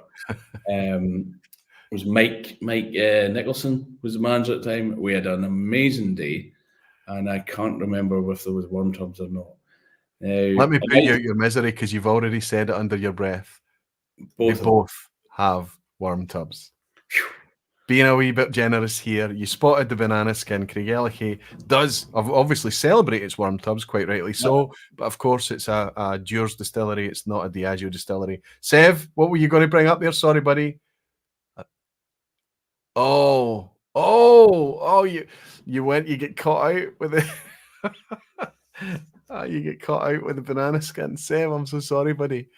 So Sev, he's on 5 for 7. He's made his pass mark, I think, but should have known not Diageo, says James DiGiulio. Absolutely, James. Rob Smith on 7, Graham Young on 7, Gabriel Welding on 7, Sugar Kitty on 7, Jimmy Jazz, good to see you in, Jimmy. Good to see you in, James. Good to see you. Rory Dolgetti's in as well. 6.5 for 7. So Rory's torn whether or not to take the freebie, I think. Brilliant stuff. Good to see you in, Rory, as well. Okay, question 8. White Horse. This is, Jesus, Roy, with ass hats this early. White Horse, Craigellachie and Lagavulin. Eccentric Peter Mackey asked what of his staff. This is the restless Peter Mackey of White Horse fame. So obviously as part of that, he owned Craigellachie and Lagavulin at the same time. But what did he ask of his staff? A, to bake with his own flour that he made. Or B, to record all the local bird species local to where they worked. Or C, to tend their own gardens to a high standard. This was the eccentric, restless Peter Mackey. Quite an interesting character, the guy behind Malt Mill at Lagavulin as well. A wee bit odd, a bit of a slave driver at times, a bit of a taskmaster, a bit of a controversial character. Quite a colourful guy to read up on, actually, Peter Mackey. Actually, interestingly, his name is still on all the Craigellachie bottles to this day. Yep. But what I'm asking is what he specifically asked of his staff: to bake with his own flour, to record the local bird species, or to tend their gardens to a high standard. Sevi, hold it up. C, Mark, what are you going to go for? Well, I'm torn because to bake with his own flour, it wouldn't surprise me if he had a mill and he was selling his flour off the side as well, because he would have loads of projects. Bird species, it's not something I've associated with them, so I'm going to go for tend their gardens to a high standard so that it makes the place look good. C. Spot on. But you'd also been right with to bake with his own flour. He actually made and he mixed bone meal and other things into his own flour and tried to encourage his staff to bake with his flour because it was going to fortify his staff so that he could increase his potential productivity. That's mental. And he used to host competitions and go round and award prizes to people who had tended their gardens to the best standard as well. They used to send a committee around to judge the gardens. Quite amazing. Amazing. Anyway. He didn't found Tormore. Are you unscathed so far? So far, I can sleep happy tonight. Oh my goodness. 8 out of 10. Let's see if the penultimate asshats can get you. Whatever happens next, you've been generous tonight, says Justin Wan. I have been. I have been generous tonight. Question 9. Spot the 1970s advertising slogan, famously used by Whitehorse distillers to promote their famous blend. I'm going to give you 3 slogans here. Only one of them this time is correct. A, everyone feels better on a white horse. B, you can take a white horse anywhere. Or C, the party doesn't start till the white horse arrives. It was a Now, great only these straplines can come from a marketer, Mark, surely. Yeah. Get some great ads. Absolutely brilliant ads. Superb. I love the vintage whiskey ads. Really love them. I love vintage ads generally, but yeah, me too. It's even more interesting to me. Sevy, you guessing here? Give me a thumbs up if you're guessing. Aye, guessing. Aye, it's all right. A lot of full marks out there, says Alistair McPhail. It's going to be an easy night. Rick Johnson is complaining. Flannel. There is some flannel going on, Rick. Absolutely. Daisy Gleeland is in. Good to see you, Daisy. Always wonderful to see you. Okay. Sev's going for B. Mark, would you be guessing or do you know this? No, it's got to be B. I'd be gutted if I got this wrong. And I probably will get it wrong now, but no, it's got to be B. You can take a white horse anywhere. You've got the white horse next to the bath. You've got, there's all sorts of the old adverts. Spot on. I can't catch out Mark Watt. And Sevy's cheering in the background as well. He plods on. I think he's on, is that him on 7 now, I think? Tremendous stuff. I think what's amazing about this is we always talk about how whiskey was always pointed towards towards men and male environments and things like that. What's unique, I think, about the White Horse ads, even though they're founded in the 1970s, those dark days in the 70s, right, is that most of them, if you look here at feature, in fact, most of them, the main character in the ad tends to be women, and almost every woman in all of these ads are standing holding a glass of whiskey as well. So either they were just a wee bit ahead of their time, and generally like fully dressed, not the sultry women lying. That's right. No, it was in very natural environments most of the time. Even the bathtub one is kind of shot at a distance, and it's very kind of side on. It's not lewd in any way. You're spot on. It's just Google. You can take a white horse anywhere and click on images. Fascinating, as Mark says. I love all that stuff. Brilliant, absolutely brilliant. Just amazing to see. It's a total time warp back to before you were born, Mark, of course. Just right. It's of course the ass hat. There's always going to be an ass hat. Strap in for this. Mark needs this to take his 10 out of 10 from behind the bar at the vPub. Whiskey with Molly's saying, nah, that's flannel. You tried to take a white horse into a bar and come back to me, says Aquilite. Obviously, yeah, just when the barman asks what's with a long face. Okay, the ass hat, Mark. You know what this is all about, don't you, buddy? It's deliberately awkward and obtuse. But you have a very good chance of getting this right, my friend. How many years did Mark Watt work with Cadenheads? Around the same number of years as the age statement on A, last week's vPub Premium Craigellachie, B, the triple Oswa winning best raging, the triple Oswa winning best value entry, or C, Glendronach's the Healing edition.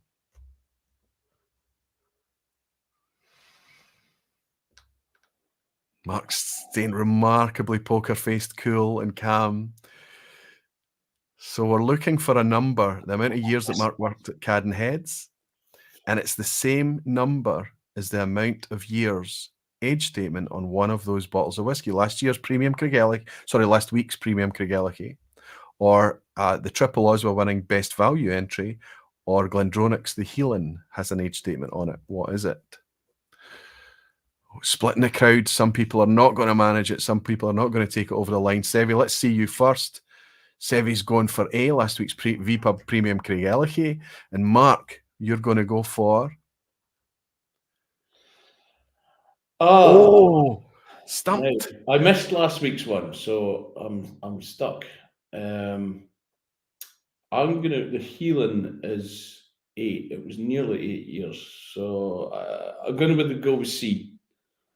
The healing. I can tell you last week's vPub Premium Craigellachie was 17 years old. The triple Oswa winning best value entry was Aaron's 10-year-old, which means the Glendronach's, the healing, Sebby's got it. It is an 8-year-old, around the same number of years as the question says there, Mark. So spot on, good deduction, huge congratulations for Marks. I don't know how often that's happened. I should have got at least half of them, but Sev and I both need to raise a wee glass of congratulations to your 10 out of 10. Incredible stuff, buddy. Let's have a wee look into the chat and see how they're doing. Scores in the chat.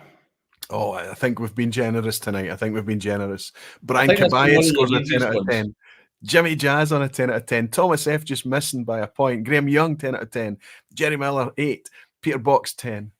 The Road to Dram, 9. Andrew Hamaker on 8. Looking for the rest of the 10s. Gino, well done. Ted Brooks, well done, on 9 and 8 respectively. Gene Kelly on a 7.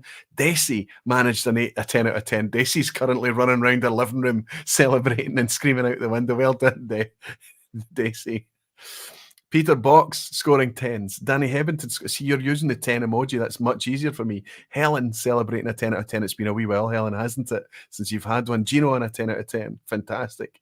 Peated scoring a 10. It's full of 10s. We've done what I should have done last week to celebrate 6 years of the vPub, Mark and Sevi. It is giving people a chance to get 10 out of 10. But listen, I think you'll testify to this, Sevi, too. Not a lot of those questions were gimmies. There was a few crunchy, tricky ones in there, right, that needed a wee bit of deduction and things like that as well. Again, it betrays the amount of knowledge. Like Peter Lee on 10 out of 10, Alistair McPhail on 10, Kyle Taylor on 10. It's amazing stuff. Steve Atkiss on 10 out of 10, yes. And there's going to be other people scoring 10 out of 10 that are not near their keyboard because they're busy shouting out the window. They got a 10 tonight. Terrific stuff, terrific. I'm glad that a lot of people did. It doesn't take it away, of course, Mark. You were under a lot of pressure. I think it's good. I have to admit, obviously, it was fairly biased questions for me. Yep. But that's okay. That's you. That's the privilege of a guest who steps behind the bar. They get at least some questions. I have to admit, I've been nervous all day about the quiz. Well, you can celebrate then, because despite the fact that, and I mean the deduction on the worm tubs and things like that, where you knew that Craigellachie is Dewars, obviously, but then they say no, Oban and Royal Lochnagar, I think they've both got it. I heard you say that. So you've just, it's tapping into the knowledge and the experience that you just pick up over the years without even thinking about it half the time. Aris Mouse is saying fantastic. He's also celebrating a 10 out of 10. Oh, only if he takes the freebie. Take the freebie, Aris. Take it. I take it. Congratulations, Dacey is saying to all the 10 out of 10s. Congratulations to you, Dacey, as well. Well done to you all. Sev, hang around till after the stream. Thank you so much. But congratulations to you, buddy, and to all the folk and the alchemists for doing well tonight and for doing so tremendously well back in November. Yeah, massive thank you to the alchemists. Great team. They did me proud. They did me proud tonight as well. Did themselves proud, not just me. I wish I had them for the quiz, to be honest, because I would have made a bit of an asshat thing with the Craigellachie. I can't believe I say Craigellachie when I'm like it's not even a Diageo distillery. I was so banana skin, buddy. It was owned by DCL until 1996, so you know. Yeah. Okay. There you go. And I think there's even a Craigellachie flora and fauna. Yeah. So the banana skin is real. So you know it's there to catch you out, buddy. You stood in it and you slept on it. You're a wee bit out of practice. That's all I'll say. Yeah, that's true. That's all I'll say. But honestly, buddy, it's been great to have you. Thank you for your energy for that event in November. Thank you for being there at the festival with me. Thank you for everything that you bring to the community and what you do. And thanks for stepping up again tonight, fella. Stay till after the credits, won't you? I will. If you can, buddy. If you can. Sevi the Alchemist. See you soon. And see you in a second. Aye. 10 out of 10, Mark Watt. Can I say another thing that deserves 10 out of 10 as well? Just your willingness to step forward and not have any conditions, not to say, I want to talk about what whiskey. It never came up whatsoever. All the discussions we've had in the run up to this thing has just been whiskey geek chat, honestly speaking. And it's great. And to have somebody that's involved in a very broad brush, wide way, rather than a specific brand or a specific distillery or a specific task or job, to somebody that's been around and done as much as you have, I have the feeling that not only have you been valuable and enjoyable tonight, I could have you back on future vPubs to talk about almost any topic, and you would have a genuine. The thing is, I enjoy it. It's my thing, and I'm just lucky that it's my job. Do you know? I that's nice to hear that you're, despite it being all your life and you not knowing anything else, you still know and feel a privilege about it. That's worth a lot, I would say. But no, it's good. It's good, and it's, you know, it's nice to just chat and chew the fat, and you get things wrong, you get things right. But speaking to people, like, I like getting things wrong. Well, I didn't tonight. I just like to point out that again, 10 out of 10. But you know, you get a discussion going, and it makes your brain think, and then you know, knowing we were going to be doing about taste notes, I went and looked up loads of stuff that I didn't know, and then you're down a rabbit hole. I mean, I was looking at, you know, I didn't know the first ever recorded tasting was in 1519, you know, and just random things that like that I found out that never came up. But, you know, I've now got this whole... in for the quiz at the end. Yeah. Yeah. It's nice to go and have a look at things and just discuss things and see what people are saying and getting the chat going. It's great. Well, Mark, I honestly, I think you've endeared yourself to a lot of folk tonight by how laid back you are and things like that. You only ship currently to 5 markets right now, but I hope that people who do pass your whiskey suddenly don't look at it as just another generic bottle of whiskey, that they pick it up and realise the thought that's gone into it and why it's that specific colour, and how much effort that you're going into picking out the casks and things like that as well. Danny Hibbington has bought us a wee dram. He said, here's 10 quid for Santa. Please, can Sevi have another pair of headphones? Headbuds. I think he was just a bit confident that it was going to work tonight. Peated is saying, what a great vPub again. Thanks always for organising Aquaviti. Thanks to Mark for participating, and to all of you, sleep well and see you the next time. Thank you to you, my friend. He's in the Netherlands, an hour ahead of us, and he's still up. And Dacey as well, also there. I've been sitting here with a big smile all night. This was such a fab vPub. Great to have Mark on. Thank you. Thank you to you, Dacey, as well. Look forward to seeing you again soon. Sandra is saying, excellent vPub, Mark, and a fabulous. Aquaviti, Mark, what's fabulous? Lots of ciao, grazie to you as well, Sandra. Nice to see you, my friend. Again in Italy, an hour ahead. Ebhead Rolfie in Norway, fantastic night in the vPub. Was lovely to get to know Mark Watt. I hope it's not the last time you bump into him, Rolfie. Top 10 vPub tonight, says Rob Smith. Good to have you, buddy, in the States. Kyle Taylor is saying, ask him what 5 markets Watt is in. Is it in the US? What are your 5 markets, Mark? 5 markets are the UK, Belgium, Denmark, Taiwan, and Japan. Reason for that being, it's markets that I've dealt with for the booze industry is relationships. Yes. And it's importers that Kate and I have worked with for 10, 15, 20 years. So, and splitting a single cask between 5 markets is enough at the minute. It's probably. If we had, I'd love to sell to more countries, but you would just be diluting what each market gets. But in the future, you never know. You never know. Well, it should be a wee bit easier now. The 700ml bottle thing is okay for shipment to the States and things like that as well. But I get it completely. If you're spreading, especially an ex-bourbon cask with a decent age on it or whatever, you're lucky to get 200 bottles, that doesn't go far. I understand it. A lot of these guys, Rob Smith, Kyle Taylor, a lot of these people will be travelling through Scotland in the future. And maybe one of the souvenirs that they take home will be a wee Watt whiskey. Andrew Hammaker is saying, awesome vPub and great guest, Roy. Cheers. Peter Lee saying, fabulous vPub. I hope to visit Mark Watt in Campbelltown sometime soon. Fantastic, Peter. Stu Baby, part of the Alchemist team tonight, saying, please have Mark back on. Enjoyed his banter and his stories. If he ever has any of that old Macallan left, please give him my address. And cheers for the legend. Thanks for participating tonight, Stewie, as well. We love a chancer. We always love a chancer. Molasses Mike is saying, great guest for great vPub. Thanks again, Roy. Gino is saying, good night, Roy. And Fernando's saying, thanks, Roy. Mark Sevi and all the barflies. Great vPub once again. And Rob Smith is saying, Slanjava barflies. We're running on for 3 hours and still so many of you. And I just love the support. Thank you so much. Nick Keane, celebrating being a member for 35 months. More bottles arrived at the door. Shelf rearranged. Another thing to celebrate, Nick. Terrific to you. Nick's in New Zealand. Incredible. I hope you and Penny are doing very, very well. Ben Whisky with Molly saying, please thank Mark for one of the best vPubs ever. Danny Heavington is saying, all about the contacts. Terrific stuff. And finally, Rick Johnson is saying, that was pure fun, Roy. Thanks for having Mark on tonight. Another fantastic vPub. I'll echo all of those sentiments, and I'll thank you sincerely, Mark, for stepping forward, being as candid and as fun as you always are, and just the Mark Watt that we've come to recognise from the tastings that you host. Thanks for your humility. Thanks for your knowledge. Thanks for bringing great whiskey and putting all the passion into everything you do. Best of luck to you and Kate going forward. Mark. But thanks for having me on. It's been an absolute pleasure. Good. I'm glad you enjoyed it too. And maybe next time you can encourage Kate to come on and participate as well. That would be brilliant.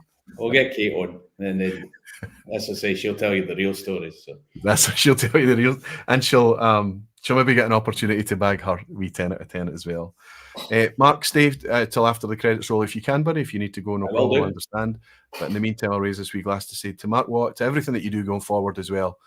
Good luck. Thank you for joining us tonight. Slant you, buddy. Cheers. Cheers. Slant. Excellent stuff. I have to say, the reason that I can reach out to folk and they step forward, and quite happy to do whatever and talk about whatever the topic is because of you guys being here week after week. They know that it's a safe place. They know it's full of knowledgeable folk, and they know that there's a good chance half the time, if they're involved in developing whiskey business anywhere, that the people that turn up, our audience here in the vPub is very much aligned with the people that they're targeting as well. You can see the people that I bring onto the vPub. It's only ever at my invitation. Nobody invites themselves onto the vPub. It's only at my invitation, and it's because I believe in them and I trust them, and I know that they're impassioned whiskey geeks. More than anything, I know that they can bring a value to all of you as well. I hope you've all enjoyed tonight. Next week is another guest session, another interesting guest, another impassioned whiskey geek will be welcoming in, another independent bottler, actually, when I think about it. But it'll be a Adelphi next week, slightly different scale, of course, from What Whiskey, but Connell Mackenzie from Adelphi and, of course, Ardnamurchan will be stepping forward. I've managed to bully in Connell to locking down a session for next week.